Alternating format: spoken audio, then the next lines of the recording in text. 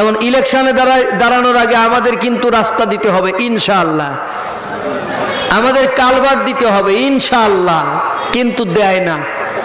আপনাদের এলাকার কথা বলতেছি না, ওই অন্য এলাকার কথা। পাবলিক বলে আপনি তো ইনশাআল্লাহ কইছিলেন, কয় আমি বলছিলাম আল্লাহ যদি চায় তো দেব, আল্লাহ চাই নাই তাই আমিও দেই নাই।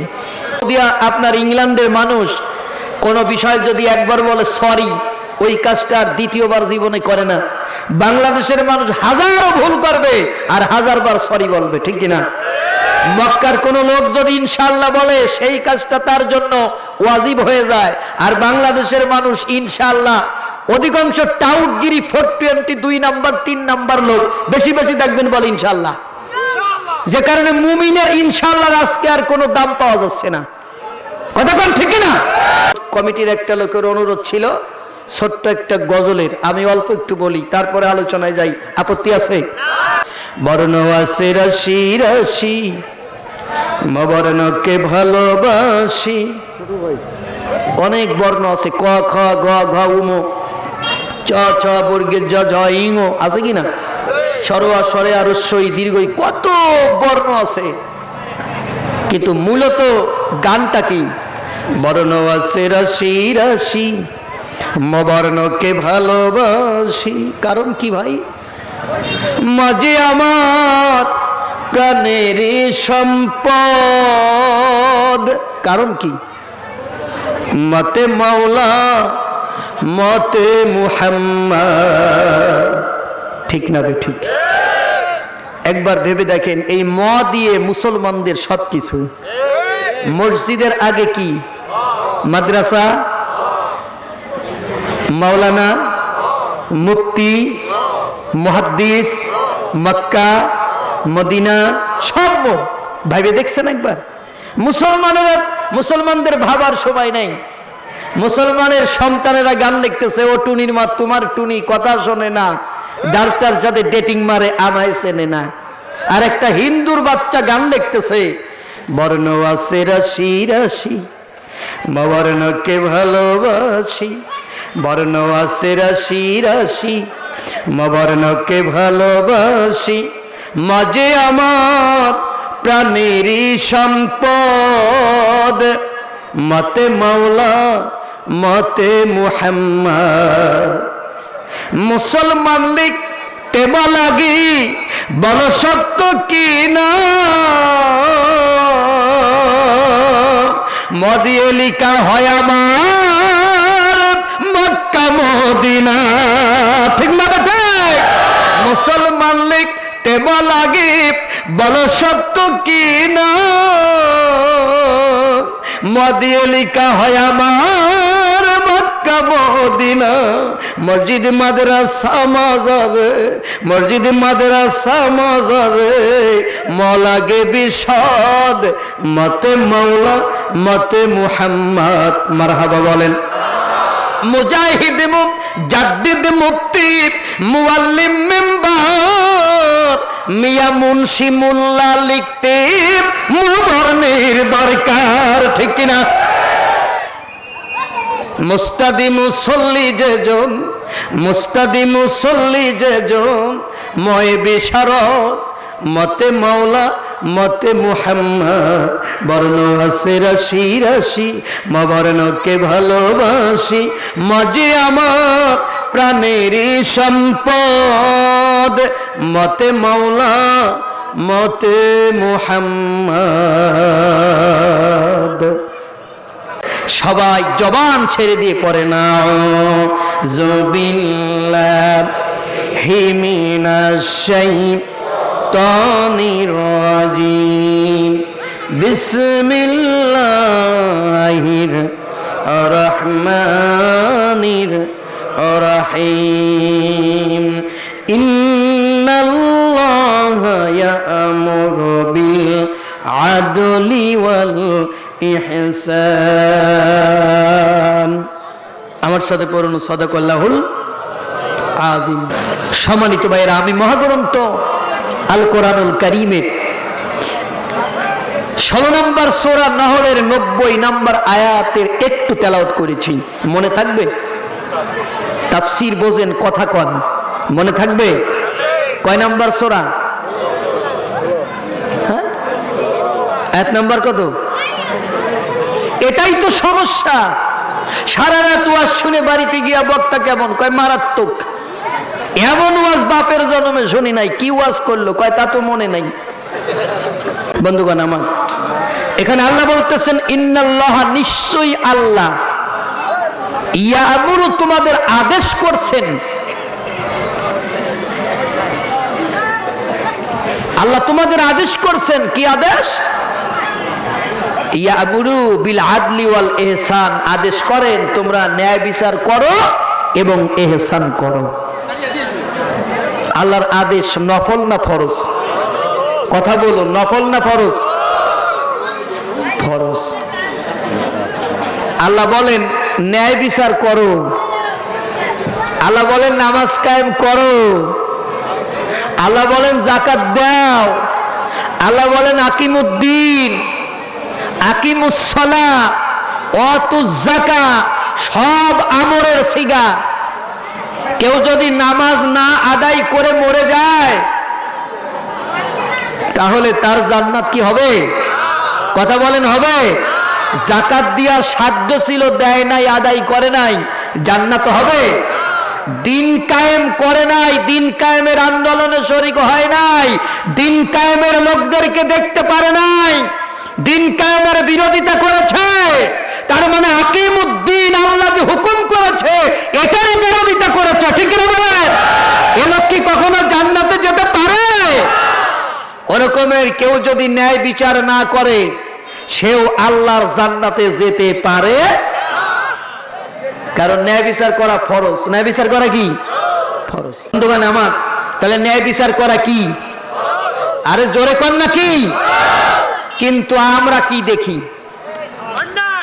বিচার শুধু কোর্টের বিচারই বিচার না, বিচার চেয়ারম্যান সাহেবও করেন, মেম্বার সাহেবও করেন, স্থানীয় যারা সমাজপতি আছে, সমাজ পরিচালনা করেন, যাদেরকে আমরা মাতুব্বর বলি। আপনাদের এলাকায় কি বলে? কথা কন, বাঘের বাচ্চার মতো কথা বলবেন, মাতুব্বর। এরাও মাঝে মাঝে বিচার ফায়সালা করে, করে কিনা? দুই বন্ধু হেঁটে যাচ্ছে, তিন বন্ধু হেঁটে যাচ্ছে, দুই বন্ধুর ভিতরে গন্ডগোল, দুই বন্ধু মামলা দিল তৃতীয় বন্ধুর কাছে, তৃতীয় বন্ধুর পকেটে যে বন্ধু বেশি টাকা ঢুকায় দিল, মামলা তার পক্ষে চলে গেল। আমরা তো এটাও দেখি। এ ব্যাপারে আমি আপনাদেরকে দুইটা গল্প শোনাতে চাই, আপত্তি আছে? এক এলাকার নিয়ম হলো কেউ যদি রোজা না রাখে তার মারাত্মক বিচার হবে। এটা আঞ্চলিক বিচার। এরকমের আঞ্চলিক বিচার অনেক জায়গা আছে। ঘটনাক্রমে দেখা গেল 27 রমজানে একটা ছেলে বাজারের উপর দাঁড়ায় পড়ে খাচ্ছে। তো লোকজন চিন্তা করলে কত বড় বিয়াদ্দপ, রমজান মাসে খাওয়া নিষেধ, আর তাও 27 রমজানে খায়, এ তো মেনে নেওয়া যায় না। ওকে এলাকার যুবকেরা ধরে নিয়ে চলে গেছে সেই লোকটার কাছে, যেই লোক ওই সমাজের বিচার ফায়সালা করেন। গেটের বাইরে থেকে বলতেছে, স্যার বাড়ি আছেন? আসি।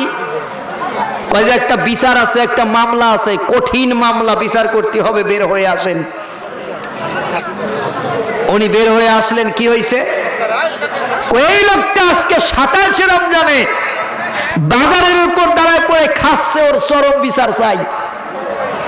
যিনি বিচার করেন তিনি বললেন, এটা তো মারাত্মক অপরাধ, এই কঠিন বিচার হওয়ার দরকার ভাই সাহেব।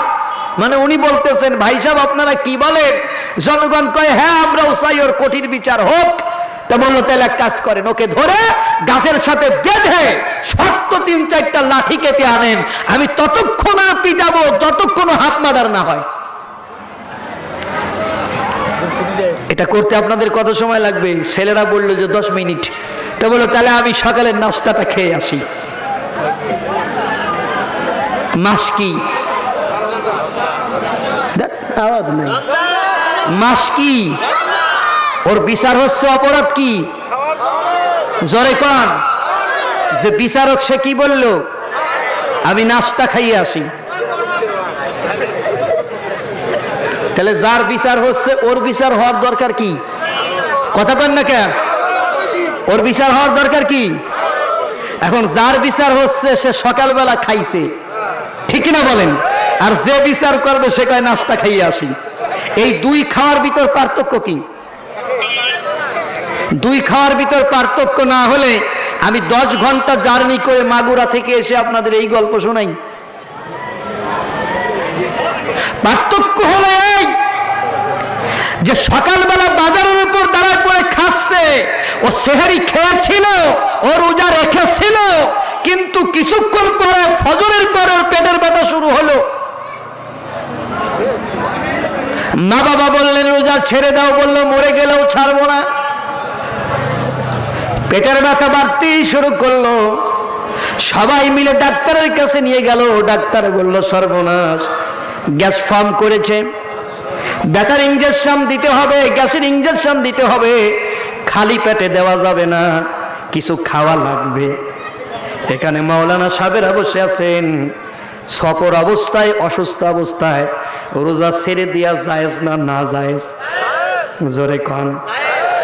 ওই লোকটা যে অসুস্থ মানুষ রোজা ছেড়ে দিল, জায়েজ না না জায়েজ? একজন অসুস্থ মানুষ সকালবেলা বাজারে দাঁড়ায় পড়ে খায়, ওই লোকটারে ধরে নিয়ে গেল যার কাছে বিচার করাতে। সেই বেটা সুস্থ মানুষ, সেহরি খায় নাই, রোজাও রাখে নাই, সেই লোকটা বিচার করবে একটা অসুস্থ মানুষের।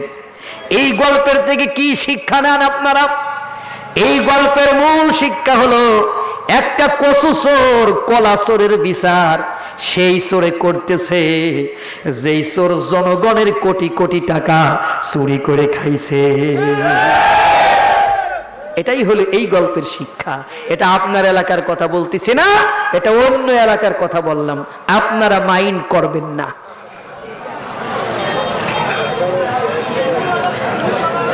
এই গল্পের সাথে কি আমাদের জীবনের বাস্তবতা মেলে?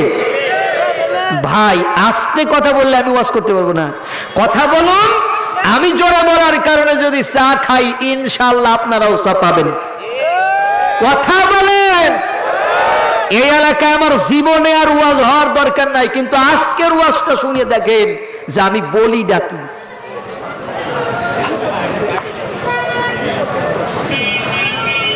আরেকটা গল্প আপনাদের শোনাবো।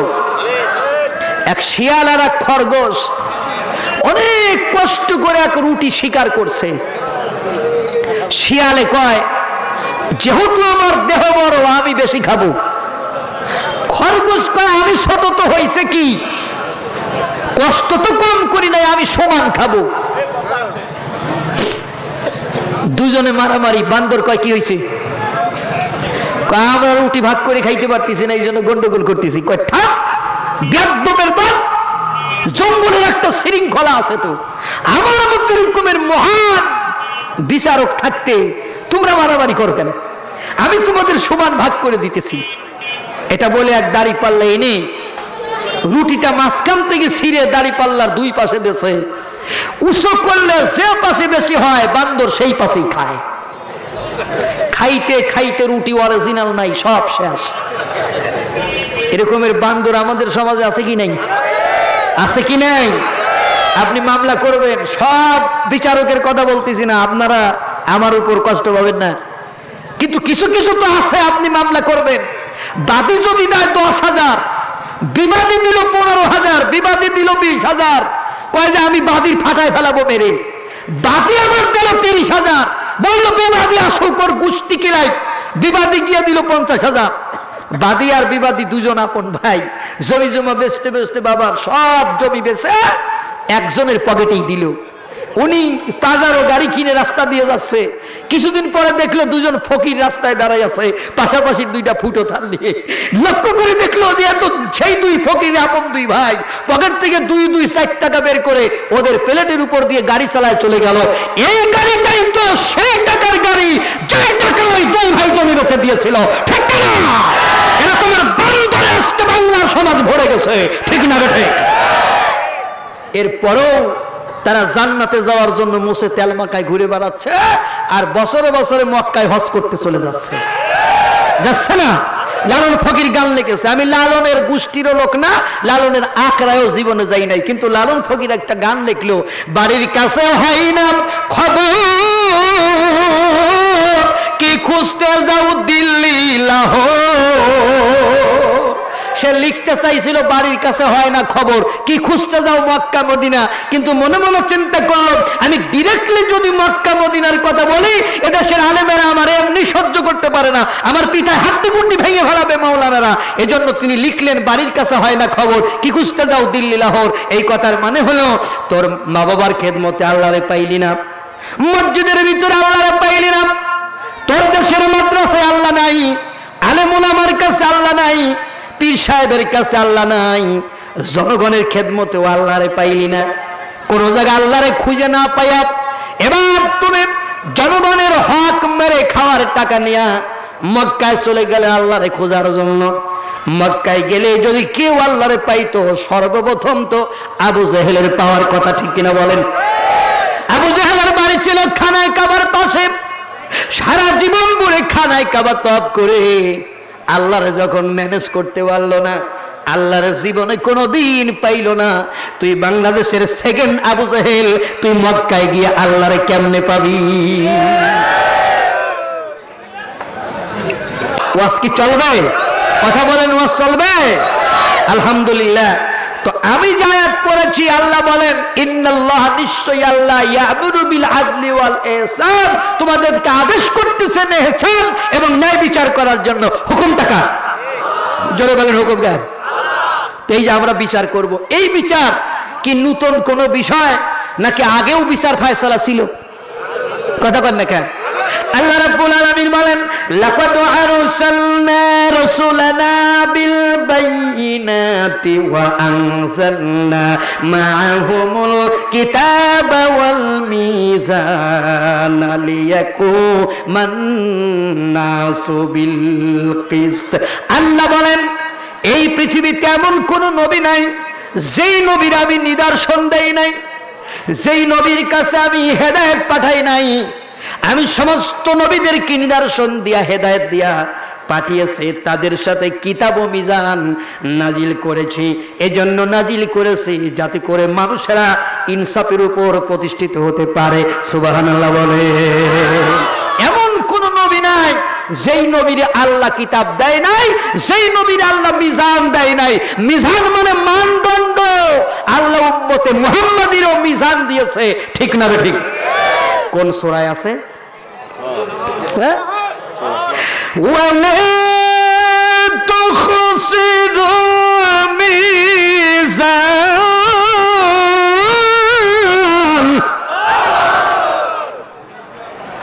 আল্লাহ কয় আমি তোমাদের মিজান দিছি, এই মিজানে তোমরা কম করো না। তার মানে তোমরা বিচার ফায়সালা এলোমেলো করো না, তোমরা মিজান ঠিক করো। হুকুমটা কার? কিন্তু দুর্ভাগ্য হলেও সত্য, এই আয়াত পড়লো, সকালবেলা কোরআন শরীফ সুমাও খাইলো, দোকানে বসে 1 কেজিতে 50 গ্রাম কমও দিল। কারণ হলো গাধা সারা জীবন চিনি টানে, চিনির স্বাদ বুঝলো না। আর বাংলাদেশের মানুষেরা, অধিকাংশ মানুষেরা সারা জীবন কোরআন পড়ে কোরআনের মূল্য মর্যাদা বুঝলো না।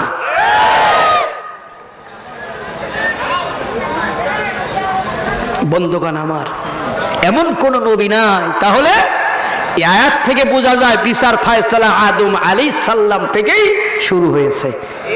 কথা কন, কথা কন।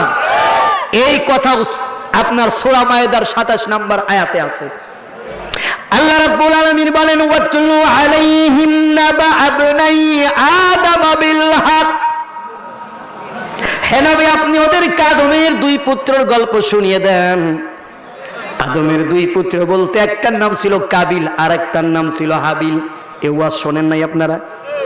কাবিল বড়, হাবিল ছোট। আদম আলাইহিস সালামের তখন জোড়ায় জোড়ায় সন্তান হতো হাওয়া আলাইহিস সালামের গর্ভের থেকে। শরীয়তের নিয়ম ছিল প্রথম জোড়ার ছেলে দ্বিতীয় জোড়ার মেয়ে, দ্বিতীয় জোড়ার ছেলে প্রথম জোড়ার মেয়ে বিয়ে হবে। ভালো করে বুঝবেন। কাবিলের ভাগ্যে যেটা পড়ল, তার চেহারা ভালো না, হাবিলের ভাগ্যে যেটা পড়লো তার চেহারা ভালো। কাবিল বলল, আব্বা আমার জোড়ার মেয়েটার চেহারা ভালো, আমি ওইটারে বিয়ে করব, পরেরটারে আমি বিয়ে করব না। আদম আলাইহিস সালাম বললেন, এটা আমার শরীয়তের বিধানে নাই, এটা তুমি করতে পারো না। সে বলল, আমি এই শরীয়ত মানি না। আদম আলাইহিস সালাম দেখলেন ফাসাদ লেগে গেল, গন্ডগোল লেগে গেল। তখন তিনি টেকনিক্যালি ভাবে বললেন, তোমরা দুজনে কোরবানি করো। আল্লাহ বলেন, ইযা কররাবা কুরবানান ফাতাকুব্বিলা মিন আহাদিহিমা ওয়া লাম ইউতাকাব্বাল মিনাল আখার। তাদের দুজনে কোরবানি করলো, একজনের কোরবানি কবুল হলো, আর একজনের কোরবানি কবুল হলো না। দুজনে নবীর ছেলে। ও লালমনিরহাটের মানুষেরা, কুড়িগ্রামের মানুষেরা, তাফসীর বোঝেন, শুধুমাত্র হাসাহাসি করে গল্প গুজব করে সময় কাটানো যাবে না। এই আয়াত থেকে আপনাদের শিক্ষা নিতে হবে, দুজনেই আল্লাহর নবীর ছেলে। আল্লাহ বলে দিলেন, ইযু কররাবা কুরবানান ফাতাকুব্বিলা মিন আহাদিহিমা। আল্লাহ বলেন, ইযু কররাবা কুরবানান ফাতাকুব্বিলা মিন আহাদিহিমা ওয়া লাম ইউতাকাব্বাল মিনাল আখার। তাদের দুজনের একজনের কোরবানি কবুল হলো, আর একজনের কোরবানি কবুল হলো না।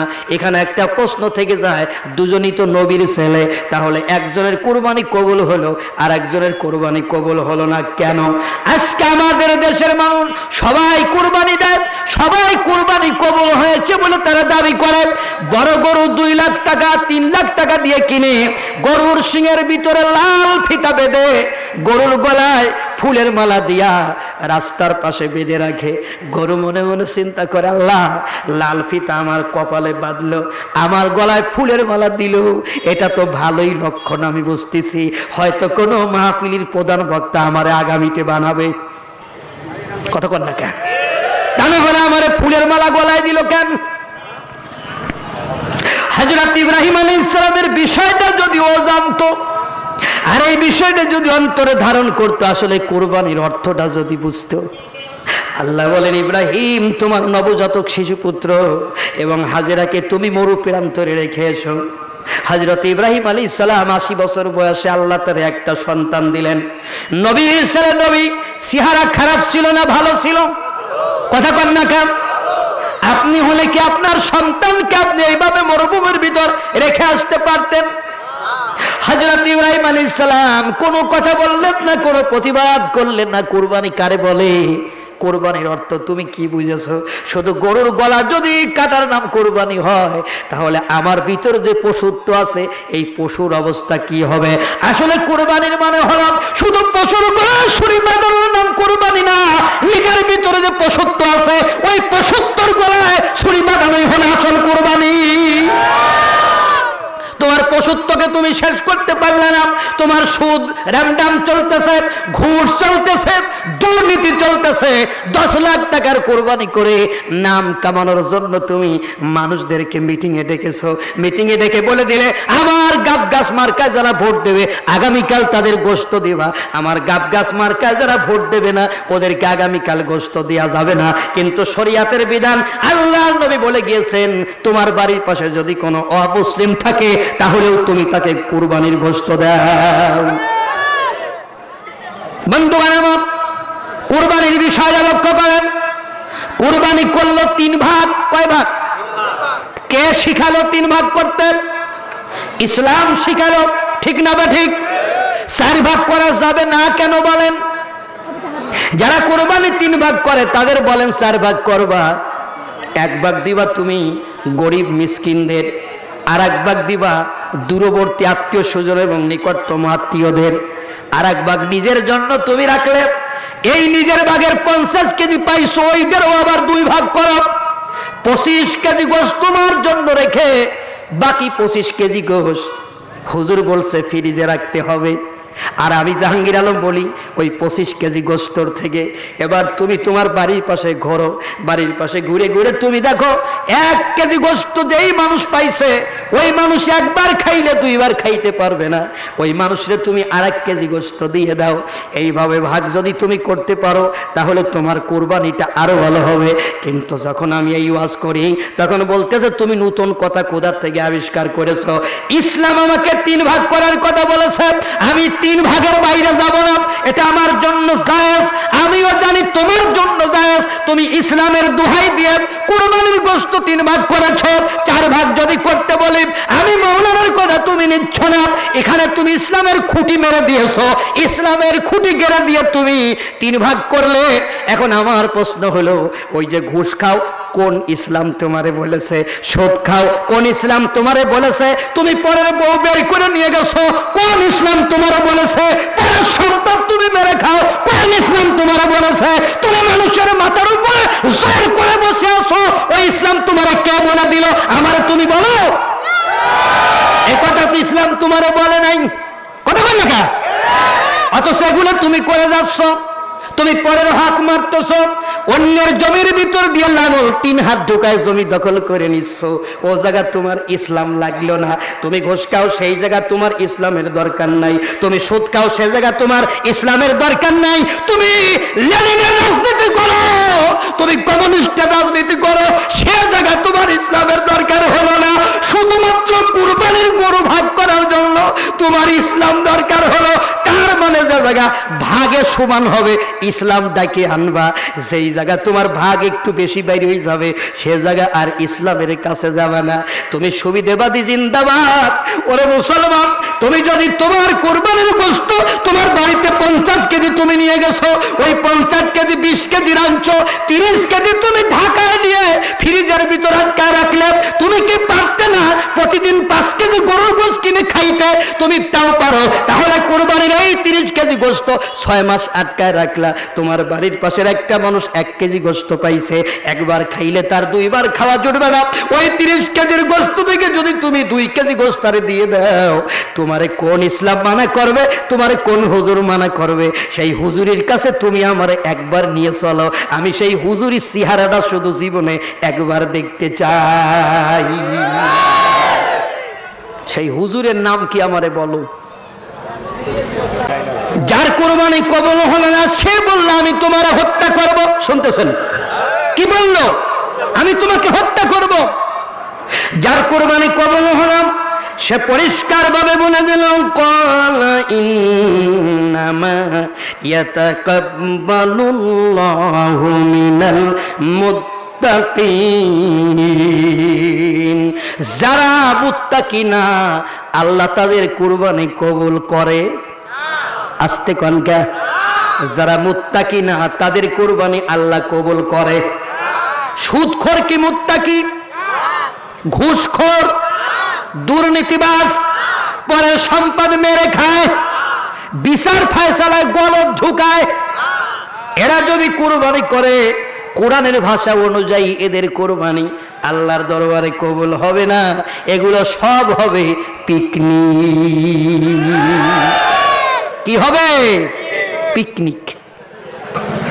কাবিল হাবিলকে হত্যা করে ফেলল, এটাই পৃথিবীর প্রথম হত্যা। এর আগে কেউ কাউকে হত্যা করে নাই। এই হত্যা করার পরে এক ভাই আরেক ভাইকে হত্যা করলো। তখন বিচারক আদম আলাইহিস সালাম, বিচারককে এক ভাই আরেক ভাইকে হত্যা করেছে। বিচারককে বাবা, বিচারককে জোরে কন্যাকে, ছেলের বিচার করবে বাবায়। আমি পারবো না, আপনি পারবেন? আমাদের অবস্থা কি? একজন আর একজনের কাছে গিয়ে বলতেছে, চাচা আমি আপনার বাড়ির পাশের সলিমদ্দি, আপনি আমার সমাজের মা বাপ মাথা পিতা, আমি বহুত সর্বনাশের ভিতর আছি। কি হয়েছে? কয় যে গতকালকে রাতে আমার বাগান থেকে একটা ছেলে সব আম পেড়ে খাইছে। হাই হাই, ওর তো মারাত্মক অপরাধ করে ফেলাইছে। ওরা ধরে নিয়ে 3 হাতে লাঠি দিয়ে ওর বাইরে ফাটাই ফেলাবো। বললো, চাচা ছেলেটা যে আপনার। কি বললো? হ্যাঁ কথা বল, ছেলেটা কার? তাই নাকি? তাতে কি হয়েছে? বিচার হবে। এই বস, সলিমদ্দির এক গিলাস ঠান্ডা পানি দাও ফ্রিজ থেকে, ঠান্ডা পানি খাওয়াই বসায় রাখছে। এদিকে বিচার ফায়সালা, বিভিন্ন জায়গার লোকজন আসছে, কথাবার্তা বলতেছে। 1 ঘন্টা পরে সলিমদ্দি কয়, চাচা সবাই তো চলে গেল, আমারই কিছু বলা। কয় বললাম তোমার কথা তো ভুলেই গেছিলাম, কি হয়েছে আবার বলো তো? কয় আপনার ছেলে আমার কাছে রাম খাইছে। কয় যে আমার ছেলে তোর কি হয়? কয় ভাই। কি হয়? শুধু আম খাইছে না ডাল ভাঙছে? কয় না ডাল ভাঙে নাই, আম খাইছে। কয় আলহামদুলিল্লাহ, ডাল যখন আছে আম তো ধরবে। এই বছর আমার ছেলে খাইছে, সামনে বছর তোর ছেলে খাবে। ইন্নাল্লাহা মা'আস সাবিরিন। এরকমের চাচা আমাদের সমাজে আছে কি নাই? জোরে কথা বলতে হবে। আপনাদের ঠিক বেঠিক এটাও ইসলামের পক্ষে আর বিপক্ষের রায়, ঠিক কিনা? কারণ অনেকে ইচ্ছা থাকলেও ঠিক বলতে পারে না। কারণ এই ঠিক কথাটা সবার মুখে আসে না, কারণ এটাও ইসলামের একটা রায়, এটাও ইসলামের পক্ষে কি একটা রায়। এই রায়টা সবাই দিতে পারে। এই জন্য ঠিক যখন বলবেন মাটি কেটে উঠবে। রাজি আছেন তো? রাজি আছেন তো? বন্ধুগণ আমার, আদম আলাইহিস সালাম বিচার করলেন। প্রখ্যাত মুজাহিদ রহমতুল্লাহ আলাইহির বরাতে আল্লামা ইবনে কাসির রহমতুল্লাহ আলাইহি বলেন, ভ্রাতা হত্যার দিনেই আদম আলাইহিস সালাম তার ছেলের বিচার করলেন। তার এক পায়ের নলকে আর এক পায়ের উরুর সাথে লাগিয়ে সূর্যের দিকে দাঁড় করিয়ে দিলেন। আপনি সূর্যের দিকে কতক্ষণ দাঁড়ায় থাকতে পারবেন? কতক্ষণ না? সূর্যের দিক কতক্ষণ দাঁড়ায় থাকতে পারবেন? হা করে তাকাইয়ে 1 মিনিটও পারবেন না। আপনি মনে করছেন এইটা কোনো নরমাল বিচার? এটা কঠিন বিচার। আল্লাহ রাব্বুল আলামিনের পরে ওহী নাযিল করে দিলেন। আল্লাহ পাক বললেন, মিন আজলি জালিকা কাতাবনা আলা বানি ইসরাঈল। আল্লাহ বলেন, এ কারণে আমি বানি ইসরাঈলদের জন্য ফরমান লিখে দিয়েছিলাম। সেই ফরমান হলো, আন্নাহু মান কাতালা নাফসান বিগাইরি নাফসিন আও ফাসাদিন ফিল আরদ ফাকান্নামা কাতালান নাস জামিআ। এই পৃথিবীতে 2টা কারণ ছাড়া ওই লোকটা কাউকে হত্যাও করে নাই, ওই লোকটা জমিনে ফাসাদ সৃষ্টি করে নাই। এই 2টা কারণ ছাড়া এই পৃথিবীতে কেউ কাউকে যদি অন্যায়ভাবে হত্যা করে, তাহলে সে একটা মানুষকে হত্যা করলো না, গোটা পৃথিবীর মানব জাতিরই হত্যা করে ফেলে দিল। কথাটা কার? আমার দেশে কি অন্যায়ভাবে কেউ কাউকে হত্যা করে না? জোরে বলেন, করে না? আবার কি তারা নামাজ পড়ে না? তারা কি হজ করে না? তারা কি কোরআন শরীফ পড়ে চুমা খায় না? ওই শয়তানেরা কি এই আয়াত জানে না? তারপরেও তারা অন্যায় করে যাচ্ছে। এটা হলো আদম আলাইহিস সালামের বিচার। এই রকমের যুগে যুগে সব নবী বিচার করেছেন। আল্লাহ বলেন, ইয়া দাউদ ইন্না জাআলনাকা খলিফাতান ফিল আরদ। আল্লাহ বলেন, হে দাউদ, আমি তোমার আমার জমিনে খলিফা বানাইছি। ফাহকুম, তুমি যখন বিচার ফায়সালা করবে, বাইনান নাস, মানুষের ভিতরে, বিল হক, ন্যায় বিচার করবে। ওয়ালা তাত্তাবিআল হাওয়া, নিজের খেয়াল খুশি মতো বিচার ফায়সালা করবে না। ফায়ুদিল্লুকা, যদি তুমি এটি করো, আন সাবিলিল্লাহ, তুমি আল্লাহর পথ থেকে বিচ্যুত হয়ে যাবে। আল্লাহু আকবার। আল্লাহর নবীর আল্লাহ বলে, তুমি যদি নিজের খেয়াল খুশি মতো বিচার ফায়সালা করো, তুমি আল্লাহর পথ থেকে বিচ্যুত হয়ে যাবে, ফারাক হয়ে যাবে। কে কয়? যারা বলেন কে কয়? আল্লাহ কয়।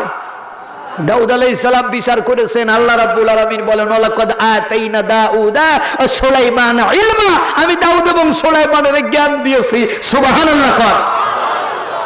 এই গল্পটা আপনাদের শোনাইছি কিনা জানি না, তারপরও ন্যায় বিচারের স্বার্থে এই গল্পটা আপনাদের জানার দরকার। যে এক বুড়ি এসে বলতেছেন, হে আল্লাহর নবী, আমি বুড়ি মানুষ, ভিক্ষা করি, 1 গামলা আটা ছিল আমার কাছে, আমি সমুদ্রের পাশ দিয়ে যাচ্ছিলাম, হঠাৎ করে বাতাস এক ধাক্কা মেরে আমার আটার গামলা উড়াইয়ে সমুদ্রে নিয়ে চলে গেছে। নবী, হ্যাঁ আমি বিচার চাই। আটার গামলা নেছে কে? আস্তে কন, জোরে কন। আটার গামলা নেছে কে? আর বিচার চায় বুড়ি। এখন যদি বাতাস অন্যায় করে, এই যে 2 দিন আগে ঝড় হয়ে গেল, হলো কিনা বলেন, জোরে বলেন হলো কিনা? কারণ বাপের ক্ষমতা ছিল ঝড় থামায় দেয়, অথচ আমরা ঘোষণা শুনলাম সেনাবাহিনী প্রস্তুত আছে, কোস্ট গার্ড প্রস্তুত আছে, বিজিবি প্রস্তুত আছে ঝড়ের সাথে মোকাবেলা করার জন্য। আল্লাহর সাথে মোকাবেলা করবা? পাগল পাইছো? হসপিটালে শুয়ে আছে বাবা, কি হলো তোমার বাবা কেমন আছে? মৃত্যুর সাথে পাঞ্জা লড়তেছে। ওর বাপের কত ক্ষমতা, মৃত্যুর সাথে পাঞ্জা লড়ে, সাংঘাতিক ব্যাপার। কথা কন না কে? কত তো শয়তান হলে মানুষ এইগুলো বলে। আল্লাহ নবী দাউদ আলাইহিস সালাম বুড়িরে 5 কেজি আটা দিলেন। কয় কেজি? আটার বদলে আটা, ঠিক কিনা? কথা কন ঠিক কিনা? আটার বদলে কি? আটা। বুড়ি খুব খুশি, নিয়ে আসতেছে। কিছু দূরে আসলে সুলাইমানের সাথে দেখা। সুলাইমান কয়, বুড়িমা কই গেছিলা? গেছিলাম তোমার আব্বার কাছে। কেন? সব শুনে কয়, আমি ছোট মানুষ, একটা বুদ্ধি দেই। কয় দাও তো। কয় তুমি আমার বাপের কাছে গিয়ে বলবা আটার কাম নাই, বিচার করেন। কয় যাবো। কয় যাও। গিয়া কয় আল্লাহ নবী আমার আটার কাম নাই, বিচার করেন। বলার সাথে সাথে দাউদ আলাইহিস সালাম বুড়িরে 10 কেজি আটা দিয়েছে। বুড়ি মনে মনে চিন্তা করি, তো সাংঘাতিক ব্যাপার। বাপে দিল 5 কেজি, ছেলে পাঠাইলো, বাপে আবার দিল 10 কেজি, তাহলে তো সুলাইমান আরো কয়বার পাঠাইলে আমার লাভই হবে। আল্লাহ আমি যেন সুলাইমানের দেখা পাই। সুলাইমান দাঁড়িয়ে আছে। বুড়িমা কি হলো? কয় 10 কেজি পাইছি। তোমার যুক্তি শুনে কয় তুমি আবার যাও। বুড়ি মনে মনে কয় তো হেভি রে, আমি তো এইটাই চাই। বুড়ি গিয়ে বলে আল্লাহ নবী আমার আটার কাম নাই, ফয়সালা করেন। দাউদ আলাইহিস সালাম বুড়িকে 20 কেজি আটা দিয়েছে। ছিল কয় কেজি? আস্তে কোন কে? 10 কেজি। ছিল কয় কেজি? হলো কয় কেজি? ডাবল। ডাবল হলো না? ডাবল হলো। বুড়ি খুব খুশি। আবার আল্লাহ আমি যেন সুলাইমানের দেখা পাই। সুলাইমান দাঁড়ায় আছে।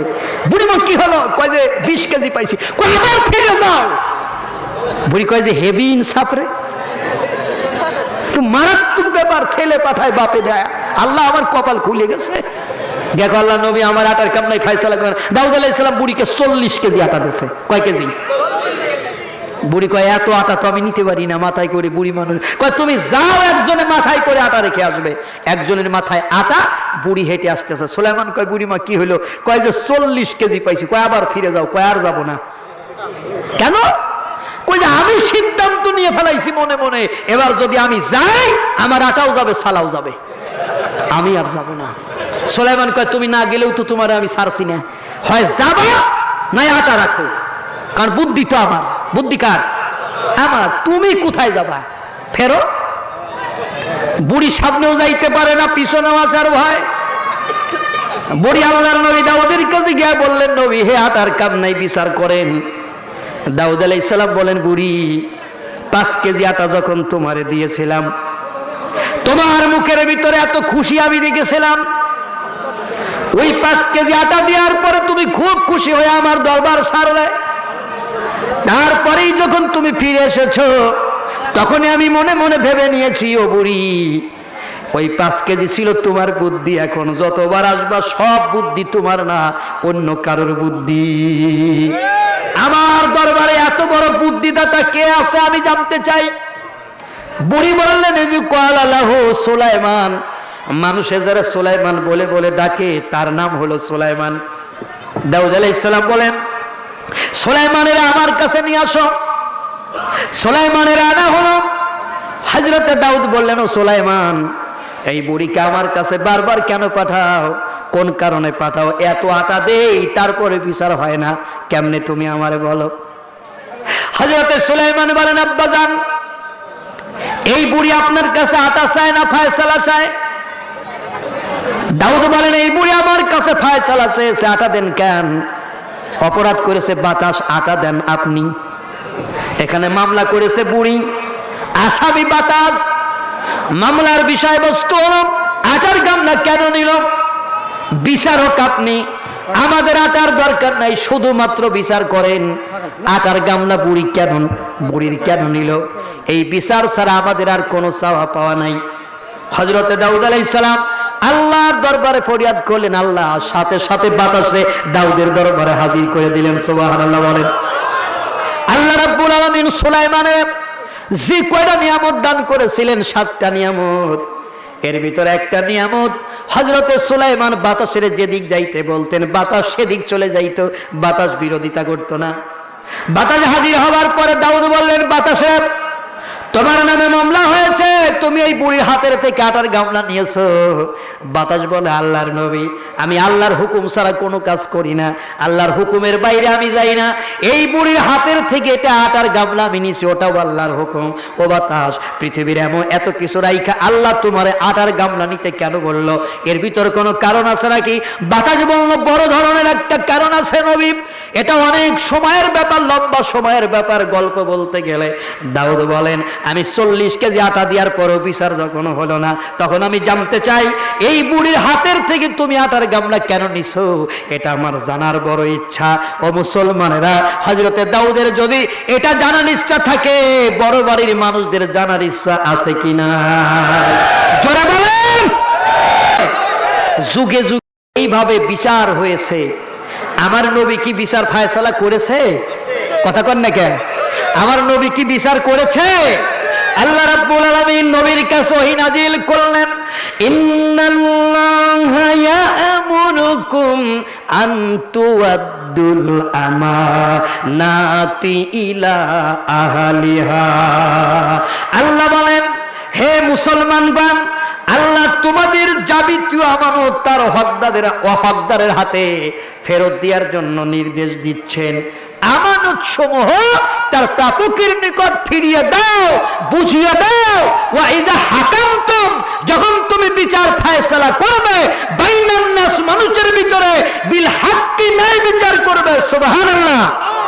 আল্লাহ কি চমৎকার আয়াত দিলেন। ও মুসলমানেরা, ইন্নাল্লাহ, নিশ্চয়ই আল্লাহ, ইয়ামুরুকুম, তোমাদের আদেশ করছেন, আন তুআদ্দুল আমানাতি ইলা আহলিহা, আমানত সমূহ তার প্রাপকের নিকট ফিরিয়ে দাও, বুঝিয়ে দাও। এখানে কি একটা আমানত না অনেক আমানত? কথা কোন দেখা? অনেক আমানত। এরপরে আল্লাহ বলেন, ওয়া ইযা হাকামতুম, যখন তুমি বিচার ফায়সালা করবে, বাইনান নাস, মানুষের ভিতরে, আন তাহকুমু বিল আদল, তখন তুমি ন্যায় বিচার করবে। আল্লাহু আকবার। সূরা নিসার 58 নম্বর আয়াত। ব্যাখ্যা নেবেন না? কথা বলেন না কে? ব্যাখ্যা নেবেন না? এখানে আল্লাহ কয়, আমানত সমূহ তার অরিজিনাল প্রাপকের কাছে বুঝিয়ে দাও। আমানত কাকে বলে? আল্লাহ এবং মানুষের পক্ষ থেকে আমার আপনার উপরে যে দায়িত্ব কর্তব্য প্রদান করা হয়েছে তাকে আমানত বলা হয়। এখানে আমি কিন্তু ক্লাস নিতেছি, ভালো করে কথাটা বোঝেন। আল্লাহ এবং মানুষের পক্ষ থেকে, এখানে পক্ষ কয়টা? না, হইল না। পক্ষ কয়টা? দুইটা, আল্লাহ এবং মানুষ। মানুষ আপনার কাছে টাকা রাখবে, গাড়ি রাখবে, জমি রাখবে, বাড়ি রাখবে, পয়সা রাখবে, এটা হলো মানুষের আমানত। কিন্তু আল্লাহ আপনার কাছে, আমার কাছে কি আমানত রাখলো? আল্লাহ রাব্বুল আলামিন বলেন, ইন্না আরাদনাল আমানাতা আলাস সামাওয়াতি ওয়াল আরদি ওয়াল জিবাল। আল্লাহ বলেন, নিশ্চয় আমার এই আমানতকে আমি সর্বপ্রথম আকাশের কাছে দিলাম। কার কাছে? আরে কথা কর না, কার কাছে? তাহলে বোঝা যায় এই কোরআন আল্লাহ সর্বপ্রথম মানুষের কাছে দিতে চাই নাই। সর্বপ্রথম আল্লাহ আকাশের কাছে দিতে চাইলেন, আকাশ নিল না। নিল? এরপরে জমিনের কাছে জমিন নিল না। এরপরে পাহাড়ের কাছে পাহাড় নিল না। কেন নিল না? কারণ তারা ভয় পেয়ে গেল। তারা বলল, আল্লাহ, এই কোরআনের ওজন আমরা বহন করতে পারবো না। আল্লাহ বলেন, হামালাহাল ইনসান, তা নিয়ে নিল মানুষেরা। কারণ হচ্ছে, ইন্নাহু কানা জালুমান জাহুলা, মানুষ জালেম এবং মূর্খ। ভালো করে বুঝুন, যেই কোরআনের ওজন আকাশ নিল না, জমিন নিল না, পাহাড় নিল না, তা নিলাম আমরা মানুষেরা। আমাদের শক্তি বেশি না আকাশের শক্তি বেশি? কথা কন। আমাদের, হ্যাঁ, আমাদের শক্তি বেশি। আমাদের শক্তি বেশি না পাহাড়ের শক্তি বেশি? আমাদের শক্তি বেশি না জমিনের শক্তি বেশি? কোন শক্তির কথা বলতেছি? আমি জমিনের উপর আছি না জমিন আমার উপরে আছে? কথা বল না। আমি জমিনের উপর না জমিন আমার উপর? আমি জমিনের উপর আছি। জমিন যদি আমার ভর সহ্য করতে পারে, কোরআনের ভর কেন জমিন নিল না? অথচ সেই ভর আমরা নিলাম। আমরা কিভাবে নিয়ে এখনো টিকে আছি? একটা গল্প আমি আপনাদের শোনাই। একটা লোক মাঠে ধান কাটতে গেছে, 10 আটির একটা বোঝা নিজের মাথায় উঠাবে। শুনতেছেন? বোঝা যাচ্ছে তো? কয় আটি? আপনাদের এলাকায় এরকম ধান কাটে না? 10 আটির একটা বোঝা নিজের মাথায় নিচ্ছে। হঠাৎ করে ছেলে এসে বলতে, চাব্বা এই বোঝাটা আমার মাথায় দাও। ওই 10 আটি ধানের বোঝা যদি 10 বছরের ছেলের মাথায় দেওয়া যায়, মাটি যদি নরম হয়, ছেলে মাটির নিচে যাবে না মাটির উপরে থাকবে? কথা কন। পৃথিবীর কোন বাবা কি ওই বোঝা তার ছেলের মাথায় দেবে? কথা কন। তাহলে বাবা ছেলেরে বেশি ভালোবাসে না আমার আল্লাহ বান্দারে বেশি ভালোবাসে? 10 আটি ধানের বোঝা যদি 10 বছরের ছেলের মাথায় পৃথিবীর কোন বাবা দিতে না পারে রে, তাহলে এত বড় কোরআনের বোঝা আমার আল্লাহ তার বান্দার মাথায় কেমনে দেয়? এটা তো একটা প্রশ্ন, ঠিক কিনা? এবার বাবা বলল, না তোমার এই ধান দেওয়া যাবে না। ছেলে বলল, বাবা ধান না দিলেও আমি বাড়ি যাব না। বাবা ছেলের মাথায় 1 আটি চাপিয়ে দিলেন। এই 1 আটি ধানের বোঝা দিয়ে ছেলে উষ্টা খাচ্ছে, মানে চিত হয়ে পড়তেছে। বাবা হাতি যখন ধরতে যায়, ছেলে বলে, ডোন্ট টাচ, টাচ করবা না, লিভ মি অ্যালোন, আমার একা থাকতে দাও। বাবা দেখলো আমার মতে 10 আটি, আর ছেলের সাথে যদি এই তামাশা করি বাড়ি যাইতে পারবো না, সকালের ভাত খাওয়া হবে না। এই জন্য বাবা কৌশল অবলম্বন করলেন। নিজের মাথার 10 আটি ডান হাত দিয়া ধরে বাম হাত দিয়া ছেলের মাথার আটিটা ছেলের মাথার সাথে লাগা লাগা করে ধরে রেখেছে। ছেলে বাবার সাথে ধান নিয়ে হাঁটতেছে আর বলতেছে, বাবা আমি কত বড় হয়ে গেছি, আমি ধান নিয়ে শিখে গেছি, আমার কাছে এই বোঝা কোনো বোঝাই মনে হচ্ছে না। আসলে ছেলে জানেই না ওই ধানের ওজন ছেলের মাথায় নয়, ছেলের বাবার ডান হাতে। ওরা মুসলমান, তোমরা কি বোঝো না এই কোরআনের ওজন তোমাদের মাথায় নয়, এই কোরআনের ওজন আমার আল্লাহর কুদরতি হাতে। কার হাতে? নাহনু নাযালনা যিকরা ওয়া ইন্না লাহু লাহাফিজুন। কোরআন নাজিল করেছে কে? সংরক্ষণ করবে। সেই সংরক্ষণ কোন কাগজের ভিতর করেছে? কারণ কাগজ উই পোকায় খাবে, তেলা পোকায় খাবে, সার পোকায় খাবে। কাগজের প্রিন্টের ভুল হতে পারে, কম্পিউটারের ভুল হতে পারে। এই জন্য আমার আল্লাহ কোন কাগজের ভিতর কোরআন লেখে দুনিয়ায় পাঠায় নাই। পাঠাইছে? কথা বলতে হবে, পাঠাইছে? আমার আল্লাহ তা করে নাই। আমার আল্লাহ কোরআন সংরক্ষণ করলেন মানুষের অন্তরের ভিতরে, মানুষের মেমোরির ভিতরে, ঠিক কিনা? কোথায় সংরক্ষণ করলেন? যেই জায়গা উই পোকা, তেলা পোকা, সার পোকা যাইতে পারবে না। কথা ছিল কোরআন পানিতে স্পর্শ করে না, আগুনে স্পর্শ করে না। কোরআন উই পোকা, তেলা পোকাই খাইতে পারে না। কিন্তু সেই কোরআন কোন কোরআন? তুমি কোন কোরআন বুঝেছ? ও মুসলমানরা, আমার হাতে যেই কোরআন আছে, এই কোরআন উই পোকায় খাইতে পারে, তেলা পোকায় খাইতে পারে, পানিতে ভাসতে পারে, আগুনে পড়তে পারে। কিন্তু যেই কোরআন পানিতে যাবে না, আগুনে স্পর্শ করবে না, যেই কোরআন উই পোকা, তেলা পোকায় খাবে না, ওই কোরআন এই কোরআন না। ওই কোরআন হলো হাফেজে কোরআন। ও কোরআন কোন কোরআন? হাফেজে কোরআন। শিল্পী নকুল কুমার বিশ্বাস হিন্দু মানুষ একটা গান লিখেছে, আমি কি আপনাদের শোনাবো? কোরআন হলো এই দুনিয়ার জীবন্ত গ্রন্থ। তুমি প্রশ্ন করলে উত্তর পাবে, তুমি প্রশ্ন করলে উত্তর পাবে, এমন প্রাণবন্ত কোরআন হলো এই দুনিয়ার জীবন্ত গ্রন্থ। যদি প্রশ্ন করো তোমার নাম কি হে প্রাণপতি, বলবে তখন ইন্নাহুলা কোরআনুন কারীম। যদি প্রশ্ন করো কোরআন তোমার দেশের বাড়ি কই, বলবে সে লাউহিল মাহফুজ, ঠিকানাহীন নই। আল্লাহু আকবার বলেন। বলো দুনিয়াতে আছে কটা বই, এমন মধুমন্ত। কোরআন হলো এই দুনিয়ার জীবন্ত গ্রন্থ।